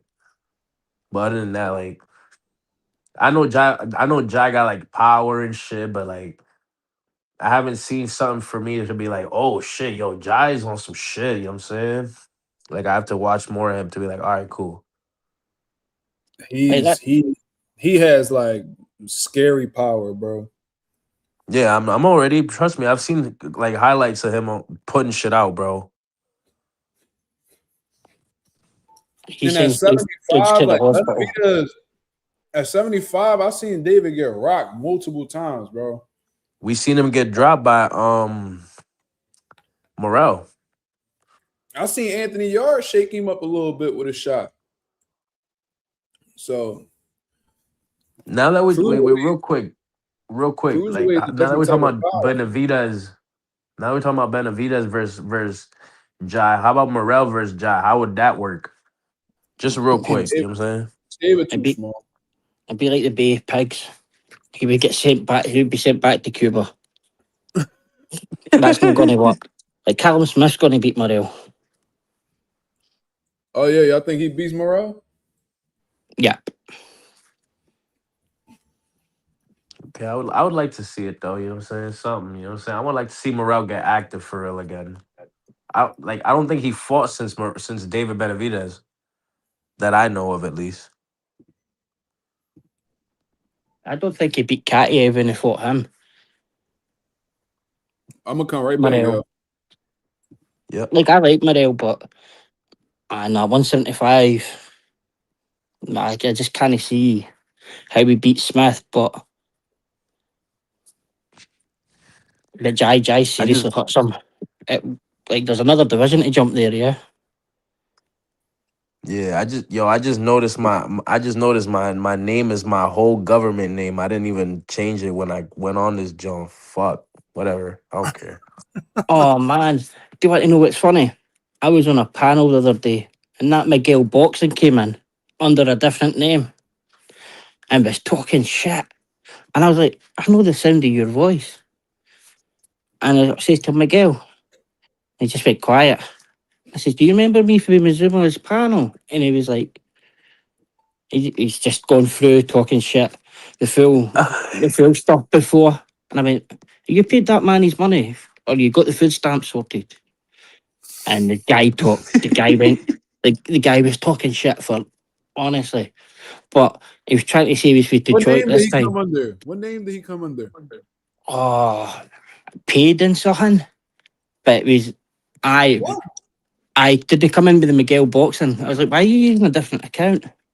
And he was like, what? And I said, like, recognised the voice, but he was doing the same shit, the same David Haney Shakur talk that he was doing in here. And why they were ducking Yeah, David. that nigga's a weirdo. He Yeah, like that he nigga's real a like whole like I said, that nigga's a bitch. I've been he call kind of like I remember the bull Rodney, like be making fake accounts with different names. Like Miguel, not even his real name. He said he's a yo, I'm fucking not gonna weirdo. lie though.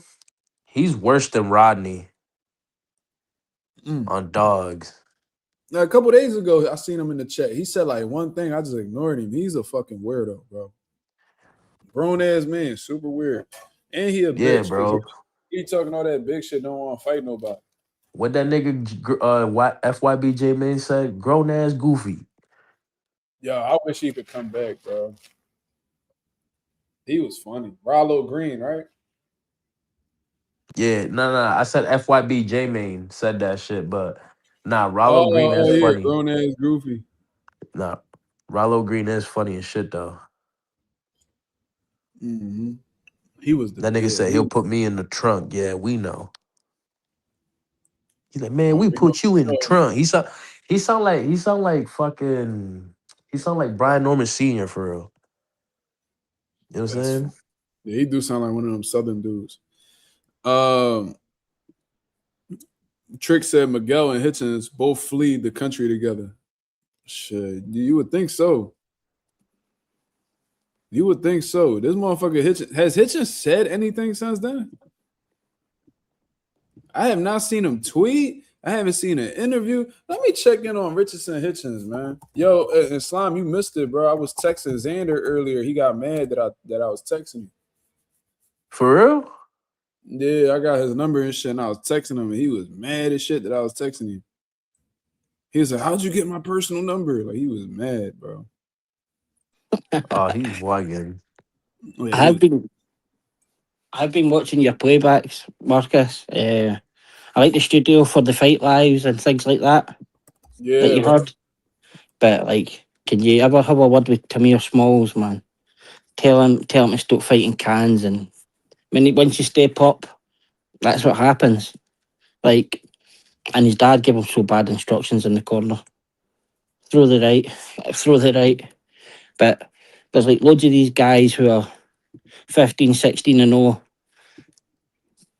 who've left amateurs early and they've just kind of not really fought anybody. But everyone matched him with Abel Ramos is quite crazy at that kind of stage for who he recently fought. Mm. Because Yo, like I'm his last His last My fight was fault. a guy who beat But Jalil Hackett. Yeah. yeah, and that was a tough fight for him too, because he started off hot, but then like he started to sizzle out towards the end of that fight, and some people thought that the boy got robbed. You know what I'm saying? But all in all, man, I just don't be understanding how, who is this dude that keep popping up in the chat, bro? Who, like in the live thing and the link? Oh, like stop coming on here. Fucking dude keep joining the fucking chat, and I just keep kicking him. He keep coming back, bro. The fuck, bro. If I didn't invite you on here, don't come on here. Unless like you a day one or somebody that I'm familiar with, stop trying to come on here, bro. But anyways,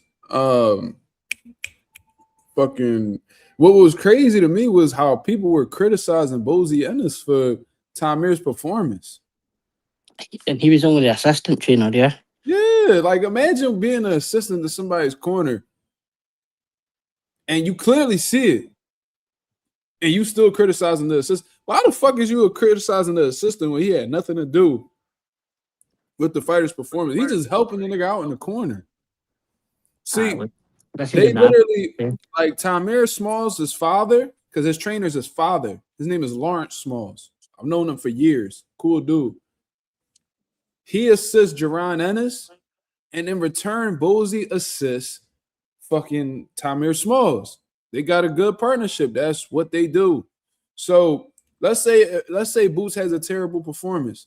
Would y'all criticize Lawrence Smalls? No. Y'all would criticize Bozy, right? Because he's the head trainer. Cool. Right.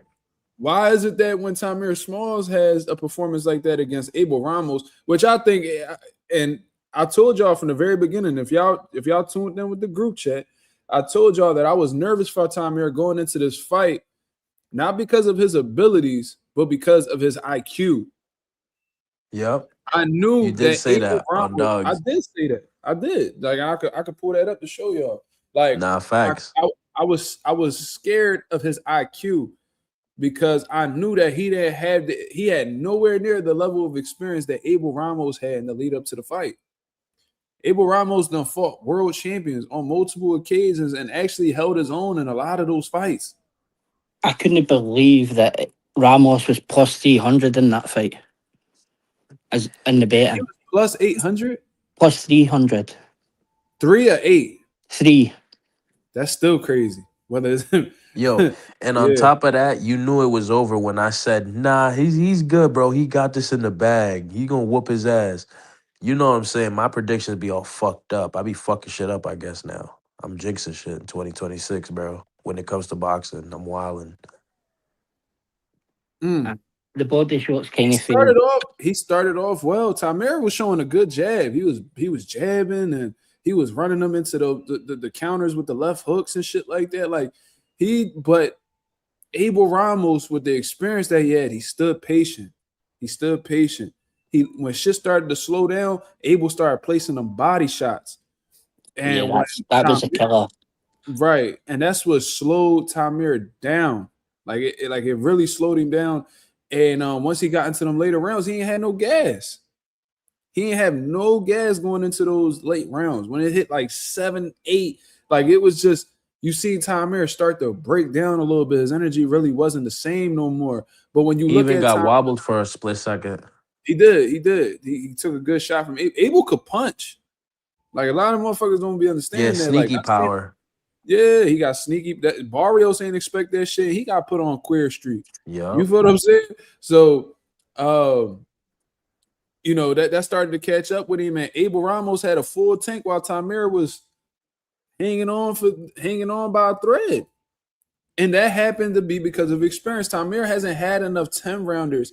He hasn't really, and this just goes to show that sparring and fights are two totally different things. You see what I'm saying? It's a different type of what? Who the fuck is this? What happened? You said, I thought you were a real man, Mazuma. I didn't know you were racist. I dare you to disrespect me like that face to face. First of all, What how the the fuck? fuck? Who did I disrespect racially? Who the fuck did I disrespect racially? Who race did I disrespect for me to be a fucking racist? Who did I show superiority over? He's saying I am I'm a.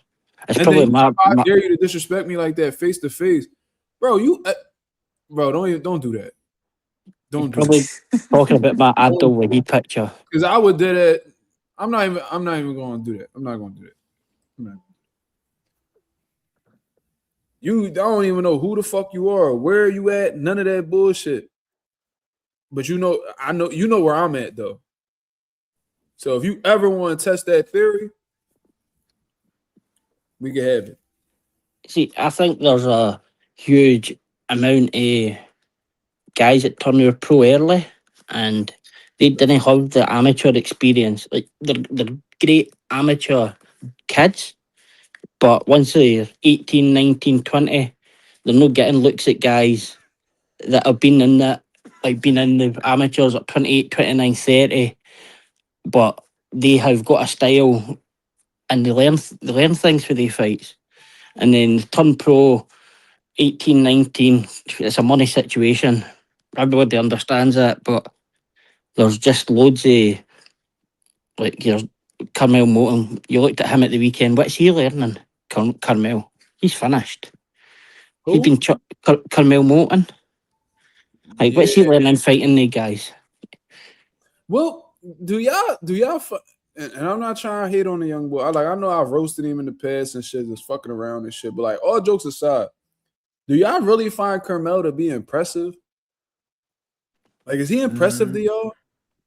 No. I mean, not really, cause in the professional state, but like he's young, you know what I'm saying? So like in that standpoint, like him being really that young and really doing what he's doing, that's impressive. But like, you know what I'm saying? Like we still need to see him against some real. We need to see him get tested for real to see what's up with him. But No, he's and so young listen, that like you he's know what I'm young. saying. How So old is because Carmel? he's Like young, 19? because he's young, yeah, I don't know how old he is. I mean, he's definitely still a teenager. He's definitely not 20. But what I'm gonna say is like, yeah, he's young, so he's not gonna fight anybody of quality anytime soon, in my opinion. But like to me, he just comes across as like a volume, like a fucking volume pressure fighter. Like I don't really see anything that like jumps off the page with Carmel. The motherfucker lets his hands go. He punches in combinations. He got a good gas tank. Like I don't really see what he does. Like he swarms motherfuckers, bro. Like that's what I see. Mm-hmm. I've seen that 1,000,001 times. Yeah, he He just weighed, blitz niggas. he Yeah, weighed in at 142. 142 he weighed in on Saturday. Well, Friday for the Saturday's fight. yeah, like he be beating people to fuck up. Like I've seen it in sparring. I've seen it in fights that he's had. But like I think Carmel need to show a little bit more variety. First of all, he got to be more active. That's first of all. But second of all, he needs to work. He has to show different. He has to work on different things, man. That shit's not gonna work with everybody.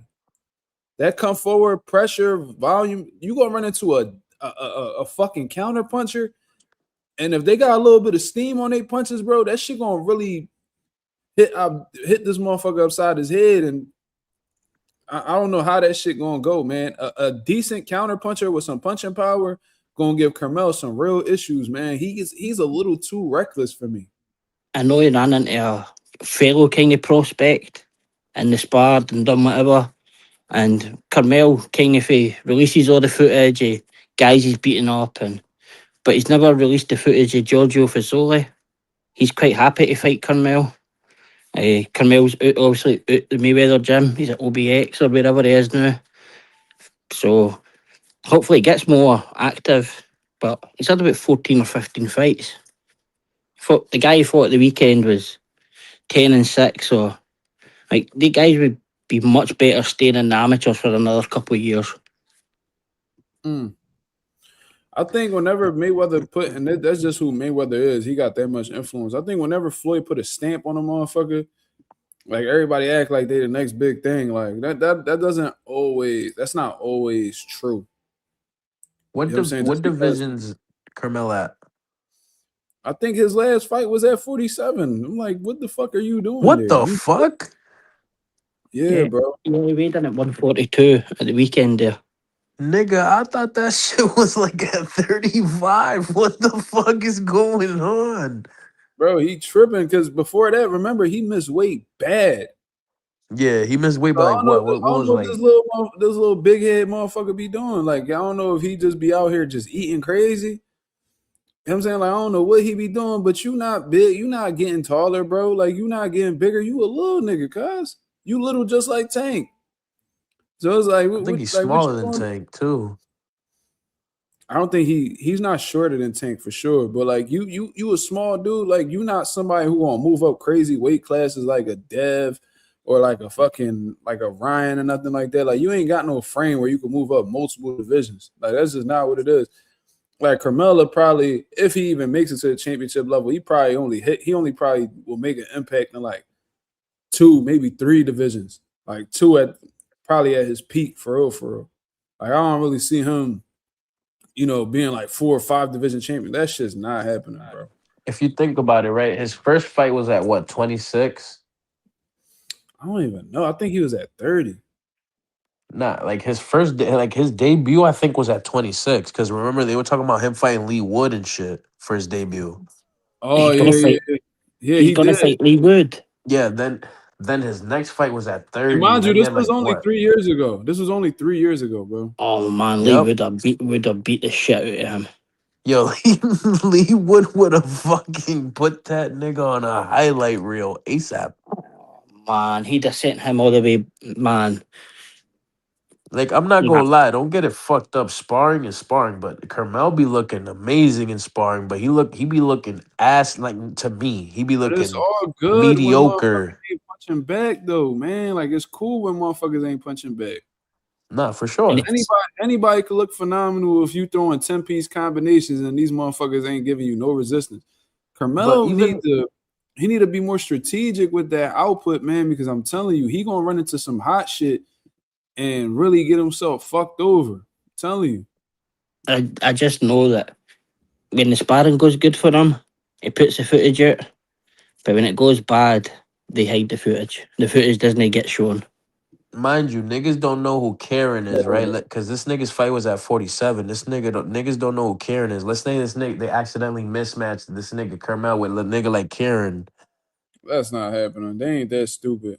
No, I'm saying a what if, you know what I'm saying? Like, what if they accidentally mismatched that nigga? Like, you know what I'm saying? Cherry picking gone wrong, you know what I'm saying? Like, I that can't shit, believe like, it. you know what I'm saying? Bro, Carmel needs to chill out. I He needs to can't go believe I'm back talking to Lee down and Wood. lock the fuck in. Or if not, Carmel started retired. off. Carmel started off on fire though, because he beat like off rip. He beat like 3 undefeated fighters. Yeah, and But that since one fight then, he had with Cuba, that shit was a good fight. That put for me that made me like want to see more of Cuba. Cuba was hitting Carmel with some shit too. Yeah, that's what I'm saying. Like that fight was really good. That fight was an amazing. That was Carmel's best fight. I gotta see more of Carmel, bro. I ain't really sold yet. Cause like what I see is like, yeah, the motherfucker let his hands go. You know what I mean, he explosive. He got some good speed. He got good punch selection. But it's like I need to see him in there with somebody who gonna at least try to make him pay for that shit.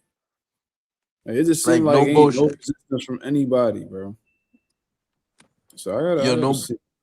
no bullshit. Yo, chat. What y'all think? Who was in his young career? Who was Carmel Moten's best fight? To me, it's Cuba. But I want to know what y'all think. No Like, bullshit. I didn't look at him as somebody that's got anywhere near the talent like guys like with Frankie Gomez or Boo Boo had coming out of coming out of amateurs and gone into pros. Like anywhere near the talent of the kind of guys. Bro, there's no way because BoxRec saying this nigga 5'4". There's no way he's 5'4", bro. Carmel's not 5'4". Carmel's not 5'4". I mean, he's There's not no no way. 5'6", 5'7".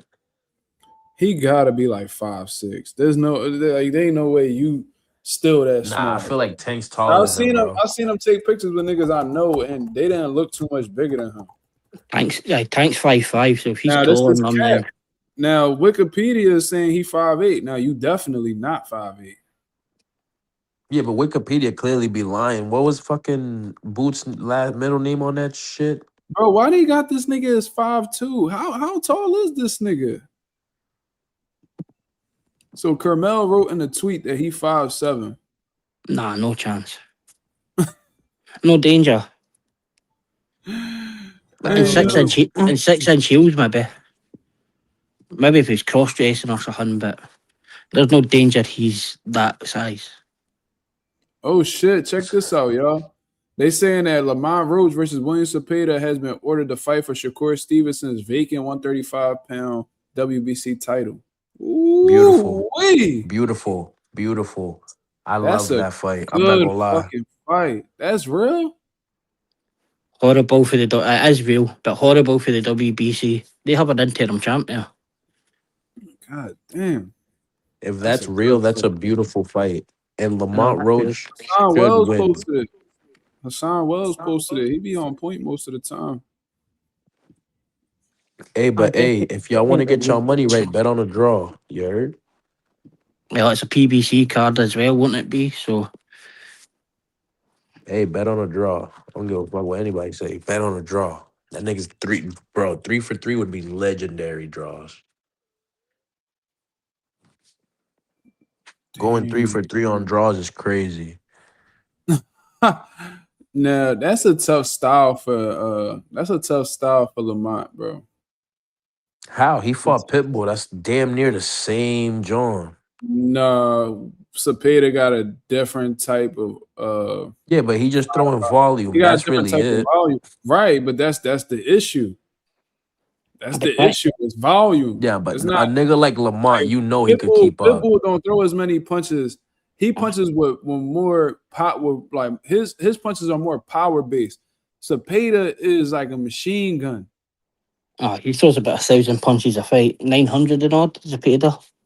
Yo, Anonymous said, something. Mark, did the post say what weight it's at? It says it's for the 135. WBC title at lightweight, so it's 135. Yeah.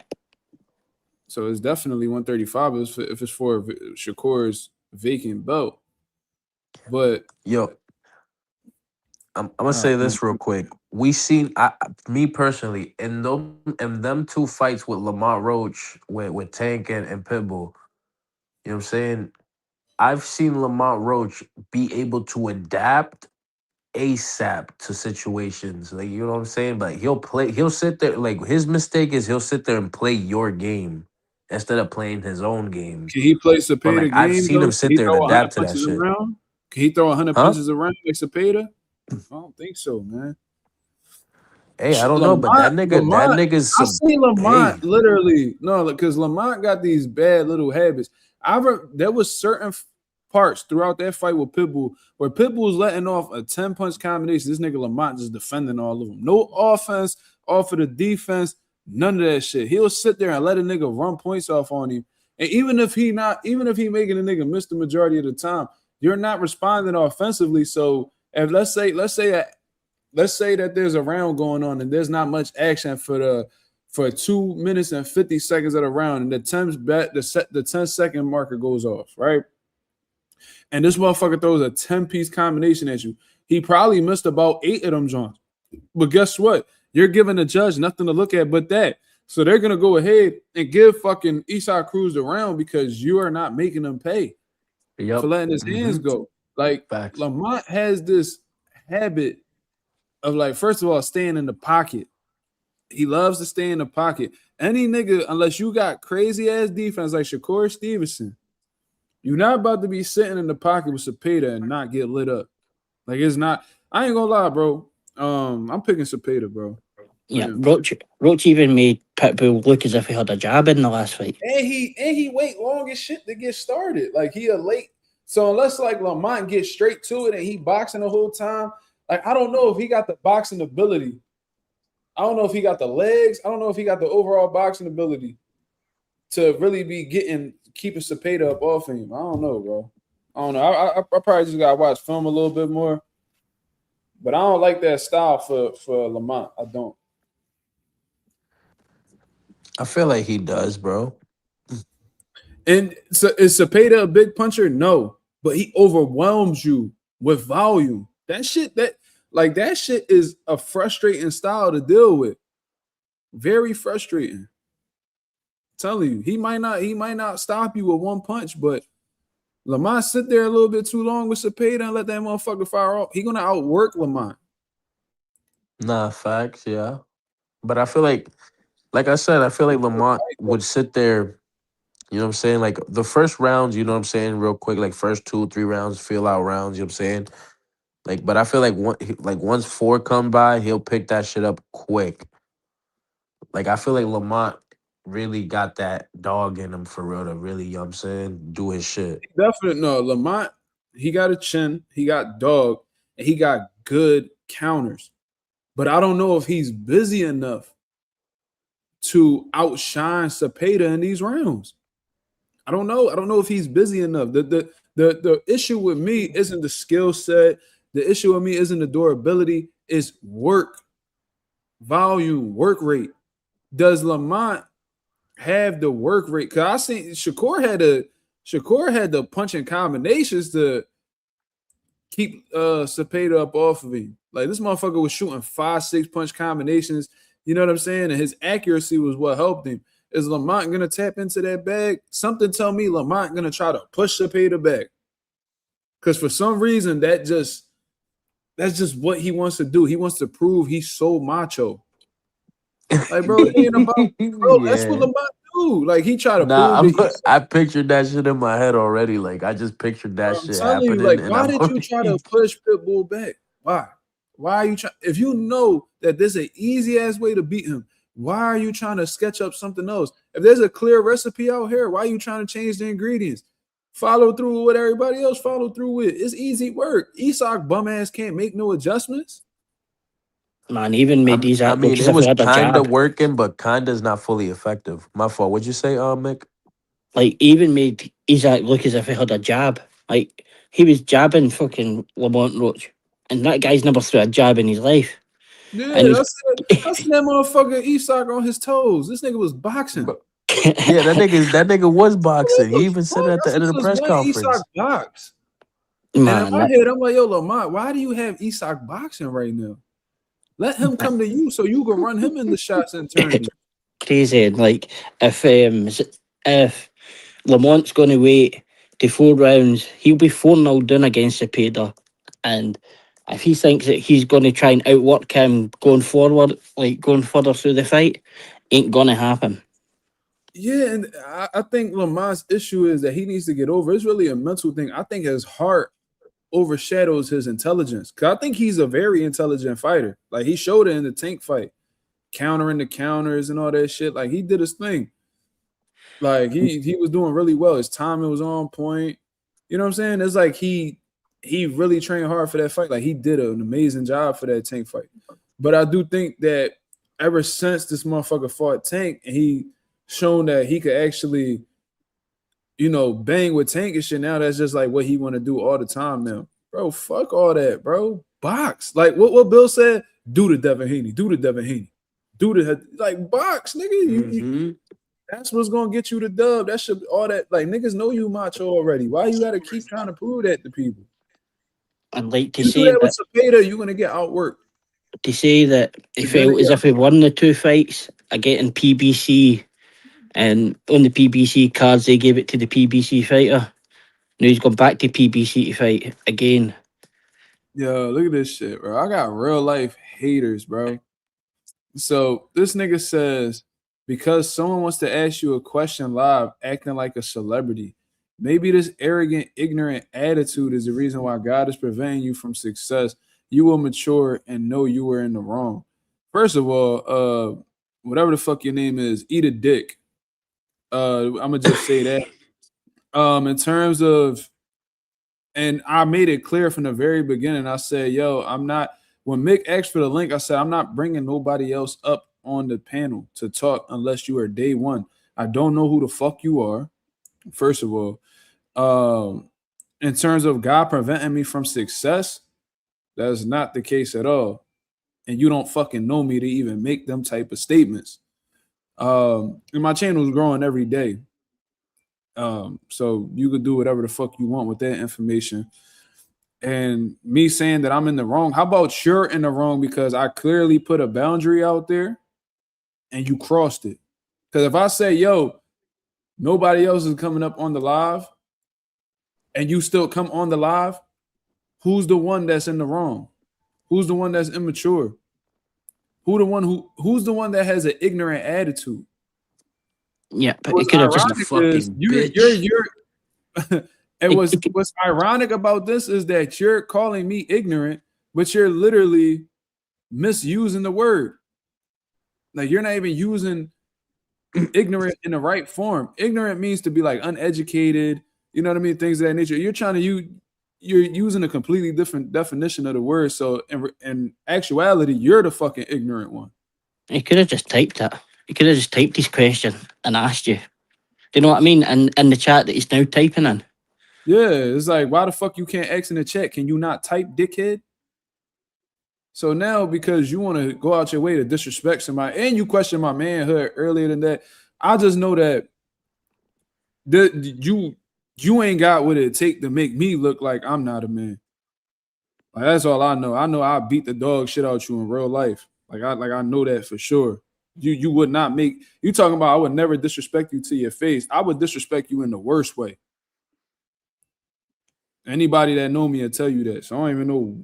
That's you assuming you know who I am. So like I said at the beginning of my monologue, eat a dick. I guess really that simple. And just because you don't know how to talk to people, you're getting packed. And you could go ahead and run the other channels and talk about what Mazuma TV did to you. Because I can tell you a little spoiled bitch. You feel what I'm saying? You acting like a little hoe. You sound like you probably one of them little entitled ass kids that got everything he wanted growing up. And then when somebody tell you, you don't know how to act. You feel me? So you can go ahead and do whatever you want to do with that. If motherfuckers want to pack him up, be my guest. Pack him with He's the throwing quickness. a tantrum right now. Yeah, he acting like a little hoe. These be grown ass men acting like kids. You know, like when my son has a tablet, right? So after a certain time, I take the tablet away from him, and he never reacts well to it. You know why? Because he's a fucking kid and he likes his tablet. So if I take his tablet, and he's like, I expect that from him because he's a fucking 2-year-old. I don't expect this shit from grown ass men. You wanted to come up on the channel. You wanted to come up on the channel. I said no. You still came up on the channel anyway. I kicked you out, and now you're upset. Bitch, I told you from the rip that I'm not letting nobody else on unless I fuck with you. You know, like real quick, Simple. the average human being with logic, you know what I'm saying, common sense. If you would have told them, yo, I don't want nobody on the channel unless you're day one and this and that, they would respect that and just keep it pushing. And if they do, and if they didn't hear you say that, and they do come on, and if you fuck with the channel, earn your stripes. Real shit. You know what's quite funny? I was almost in that guy's position at a point because when I first came here, I was typing in capital letters when at my work, and then I was trying to explain something about the sanctioning fees, and Bella was about to pack me up for writing in capital letters. Nah, I remember that. I remember that. I remember that. Yeah, you can't, but I allowed you to come on the live. Yeah. I was allowing people to come on at that time. Yeah. And I think the crazy part is I think I let dude on the live one time. It's probably Miguel with a troll account again. No, I think that's the dude that's from Saudi. I think that's the dude that's from Saudi Arabia. And I think he came on here. He spoke for like a whole half hour. I let him talk. I let him do his thing. But I told him no one time. Because when I let him on the first time, he spoke for like a half hour with no interruptions. It was me and Ree on the chat. No, it was me and Ree on the live. He jumped in. I let him speak and provide his opinion for like a half hour. I let him speak with no interruptions. Then, he left, and then he was showing, oh, man, I appreciate you allowing me on the platform, all this shit. So I'm a real nigga when I let you on. With the data, I'll be like, yo, I'm not letting nobody on. Now you want to have you know what I'm saying? Like, bro, that's how I know you a fake motherfucker, bro. You never know how motherfuckers feel about you until they angry at you. See, if he's for Saudi, he'd be raging at my Abdul Wahid and the writing in Arabic. That's what he'd have been raging at. And I'm gonna be ignorant right now, nigga. You better watch out. You better look at the sky, nigga. Don't worry about me. But that shit that's going on over there, you need to worry about what was going on in the skies. If you know, you know. You're a fool. Mister Better and watch Mister out for them Wahid, pros, nigga. Mister Wahid's come to slap you. That's the supreme leader Ayatollah Abdul Wahid is going to make sure Saudi. That's what he's. That's why he's angry because of my picture. Yeah, and my picture and what I had written. You better watch out You for them said drones. Abdul Nigga. Wahid?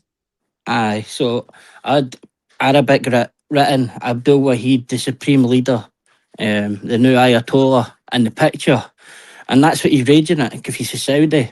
That's what. If you look back, that was what was written in Arabic, Look at dickhead. and that's why I changed my picture to Tamoya Suboy. No, he had a picture of he had this nigga Javante Davis. Hold on, I'm gonna leave and come back. All right, bro. Aye, so the name that I had when I first came on was in Arabic and Iran flags, where it was like the new supreme leader, the Ayatollah Abdul Wahid, and then he's also got raging at that. Yeah. No, I was just boxing, wind up talk. Did they pack him? Let me check. Let me see if they packed him. No, like he over here disrespecting me. See, you can't tell a motherfucker how to react, bro. He came on, he talking about, oh, I thought you was a man and you would never disrespect me to my face. Nigga, you crazy. I'm disrespecting niggas way more dangerous than you to their face. All right, what is you talking about, bro? I done really told real killers to eat a dick right to their face. You over here on the internet talking about I would never disrespect you face to face, bro. I would step on you, nigga. You stupid.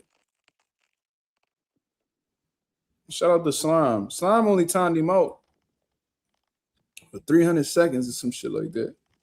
But regardless, enjoy that. Come back a better man, nigga. What do you think of the Usyk and Verhoeven fight? I don't know what to make of that fight because first of all, I don't know too much about dude. Like I'm not really into like the kickboxing world. I heard he was like the king of kickboxing. I heard he was like a champion for like 12 years. Like I got the gist of who he is, and I seen like Ring Magazine like post some clips of him, and he looks sharp. And then I seen like he had actually sparred Tyson Fury like a decade ago and stuff like that. So he legit in his form of martial arts. But it's like what bothers me more than anything, and I would never shit on his name Rico, correct? Yeah, Rico Verhoeven. Okay, I'm not gonna shit on Rico for taking the opportunity because at the end of the day, you know what I mean? Who would turn that down? I'm sure it's for a lot of fucking money and it's a big event. Usyk, whatever, they probably offered it to him and he took the shit. But what bothers me is that this dude Rico's getting an opportunity over guys in the heavyweight division that is looking for that opportunity. Who can sit here and tell me that Rico's more deserving than Egypt Kabayel? Yeah, so this fight came about for Usyk to bail Zuffa and Turkey out. So Usyk actually left Riyadh season a few months ago, and Anthony Joshua was to fight Rico Verhoeven in a tune-up on a ring card. They bought him out his Glory contract. He was supposed to fight Derek Lewis in MMA in the UFC, and they pulled him to fight Anthony Joshua. And this is how this fight went. But he's been part of the Fury camp for over 10 years. So he's had thousands of rounds with Parker, thousands of rounds with Fury, Huey Fury, Dillian White. So he has got boxing experience at that. But like Usyk's going to stop him. I do get the point, what you're saying with Usyk, but this is his first voluntary defence ever. He's never had a voluntary defence. Everything's been mandatory or unifications. We never had a belt. I mean, that's definitely a great point. I didn't look at it that way, but I don't know, man. I just always been like, always felt the way about guys who skip the line. You feel what I'm saying? And it's a crossover fight at the end of the day. That wasn't the first one. It's not going to be the last one. But it's like, damn, I kind of feel bad for Kabayel. You know what I'm saying? I would have loved to, get an opportunity, but you know, it is what it is. That's just not a fight that they're interested in right now. And the WBC ain't gonna do anything about it. No, this actually helps Caballero, yeah, because Usyk had a voluntary, but it was supposed to be Wilder, and that fight fell apart. So he still had his voluntary put in, and Caballero's been mandated to fight next. They'll fight in Germany, Caballero and Usyk, after this. Let's see if the WBC executes that. I don't know. I think they bend their rules to whatever fits their, you know, feelings. But I didn't even notice that I had a few super chats, man. I don't know how they got past me. But shout out to Forever Runway Fashion Line. He said, yeah, Charlo had no business losing to Canelo. Oh my God. And I apologize that I'm like almost 2 hours late for this fucking super chat, but I'm gonna let you know that I did read it, brother, and thank you very much for contributing. My boy J Cash, the Money Man, says some of these niggas gotta go to the promised land. I agree with you, brother.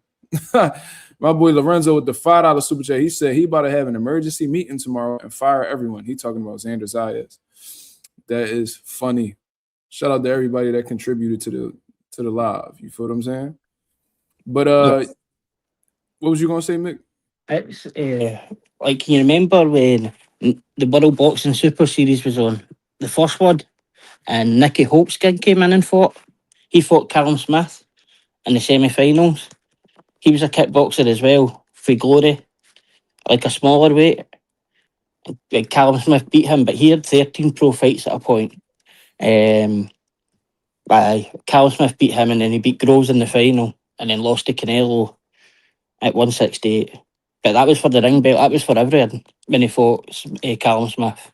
So what are you getting at, Mick? Do you think Rico can make this fight competitive with Usyk? That's what you're saying?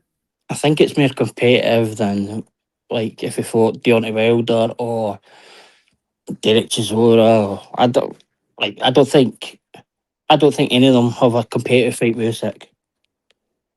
How about No. Rico then? Like, he's something different. Man, Usyk could pack him up, but they'll definitely stop him. Usyk will stop him, but I don't think it'll be. You think of the movement and things like that. It's not going to be as straightforward as like Usyk's used to fighting these guys at heavyweight that are moving about too much, and his movement, footwork, angles. Man, that will give Verhoeven. He'll know he has that footwork and things like that, but at a lower level. But he's not going to stand in front of him like Anthony Joshua. And, I think Usyk stops him. But I think he'll do all right. It's not going to be a Francis Ngannou and Tyson Fury where the world heavyweight champion for me lost. Like, I thought Ngannou beat Fury in that fight. It'll not be even as close as that. I hope not.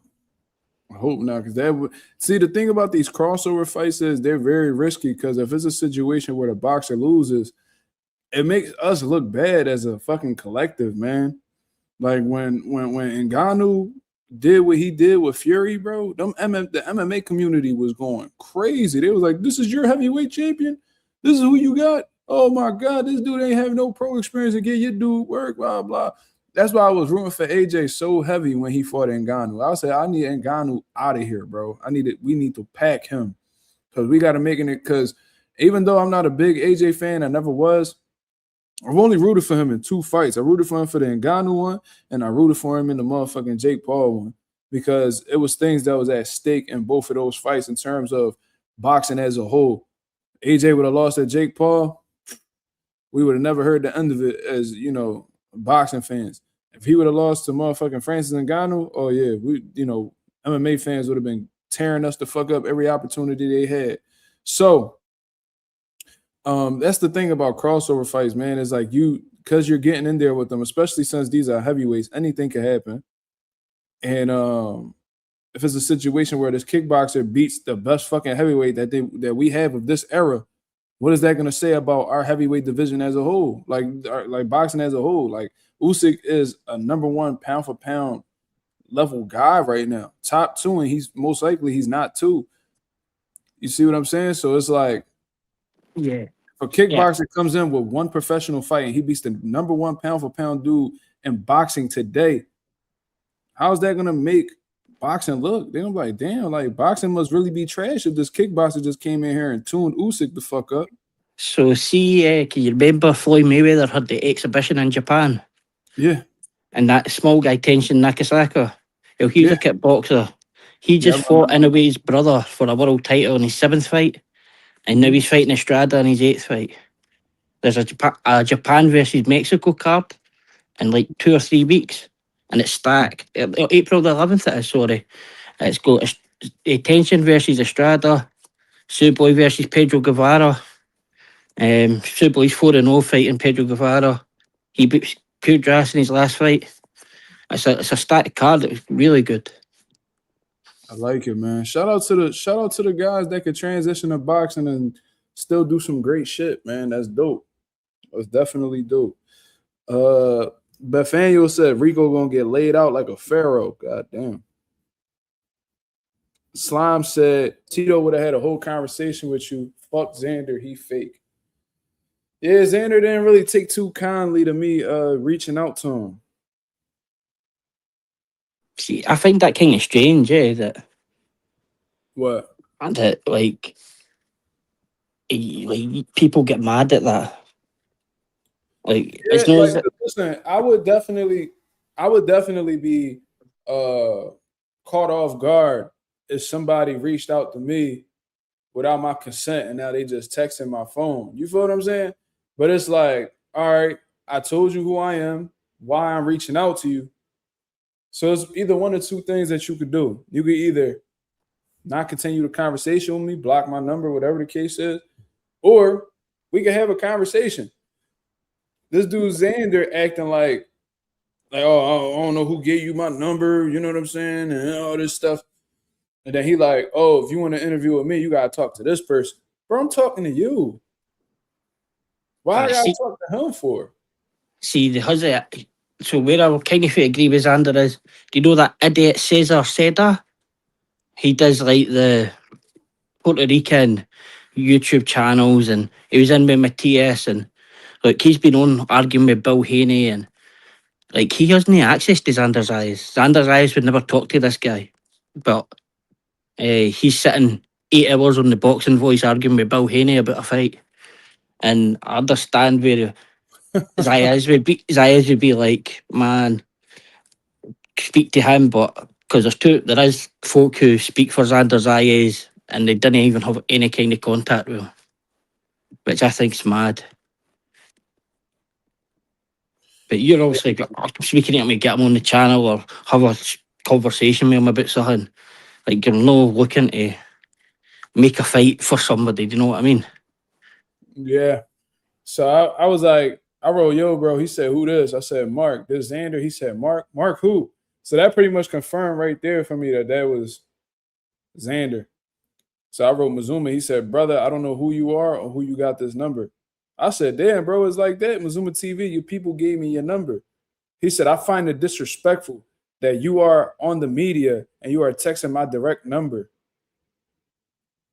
I don't know how, but I'm sorry, brother. I do not know you, and I know I don't give my personal number. He wrote personal in capital letters. So he wrote, I don't give my personal number to anyone. I don't know who of my people gave you my number, but I was not informed. Who was it that gave you my number again? So I can confirm that this was already set up, because I don't remember nobody telling me about any of this. I don't mean that he replied to one of my messages. He said, I don't mean any disrespect, brother, but I hope you understand. This is my personal number where only my family and friends can contact me. So I basically said, yo, I'm not going to tell you who gave me the number, but I wanted to see if we could collab on some shit. He like, it's cool, brother. You'll have to talk to Gardy Lopez from Top Rank to set that up for you. And I said, I reached out multiple times, which I have. I never received a reply. So I figured I'd go straight to the source. No problem, though. I'll try again. So for those of y'all who think I'm capping, let me see.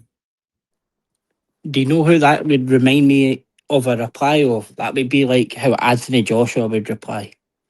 See, like the whole media trained fake persona. So check this out. March 26th of 2025.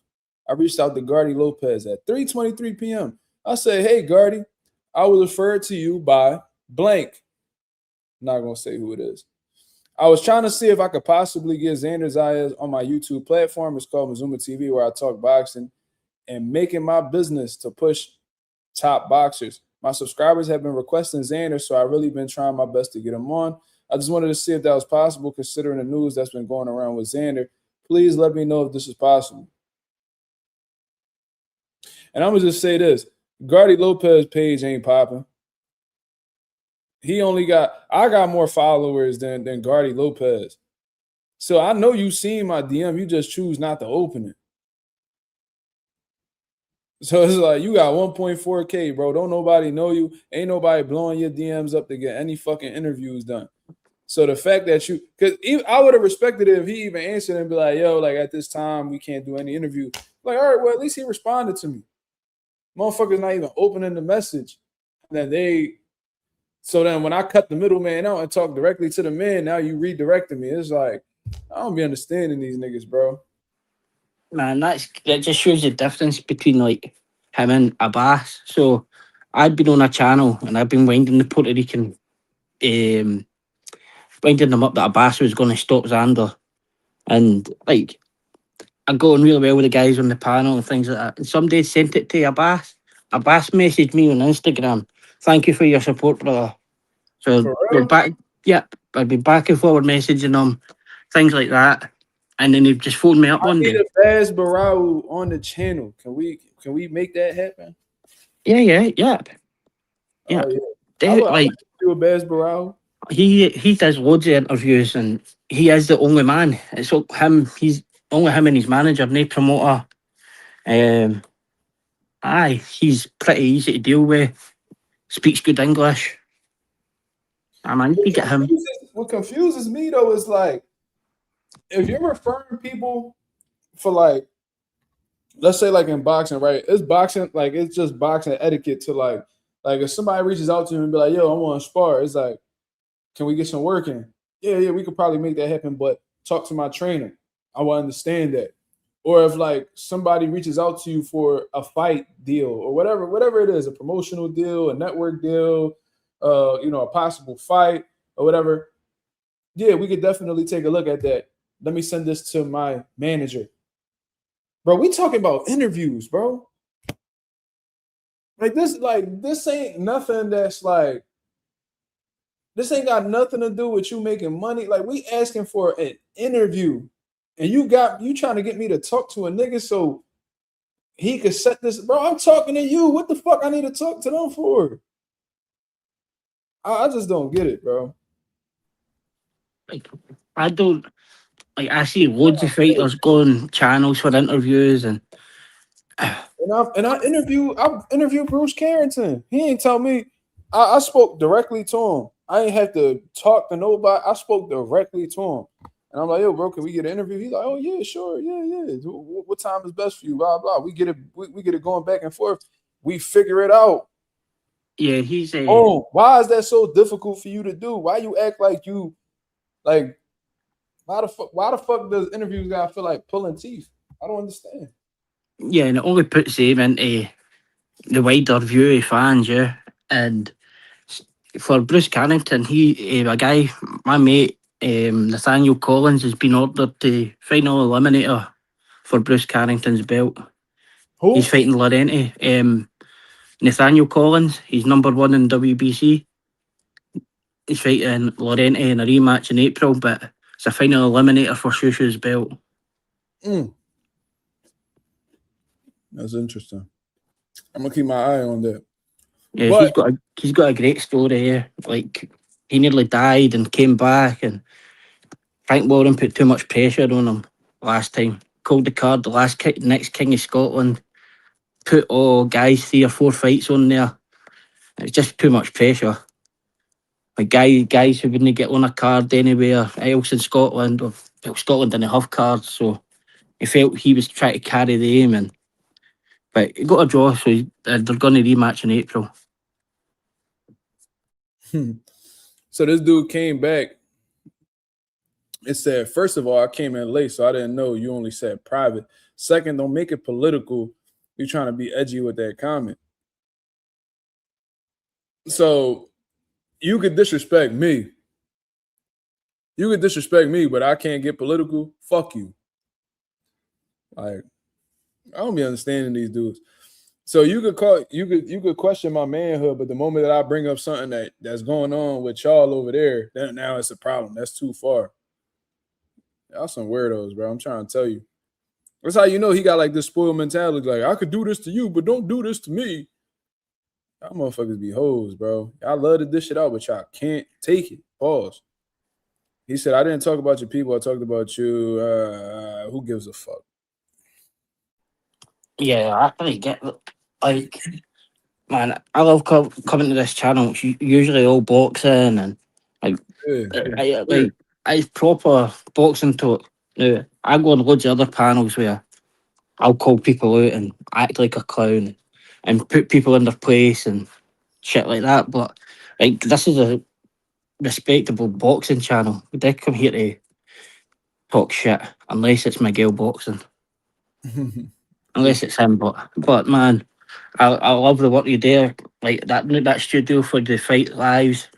It was good work. Appreciate it. I watched back as well. Bella's always giving it to me on other channels, and she's always a bit. But nah, keep it going, Mark. I got you, man. You got any last words for the people before we sign off?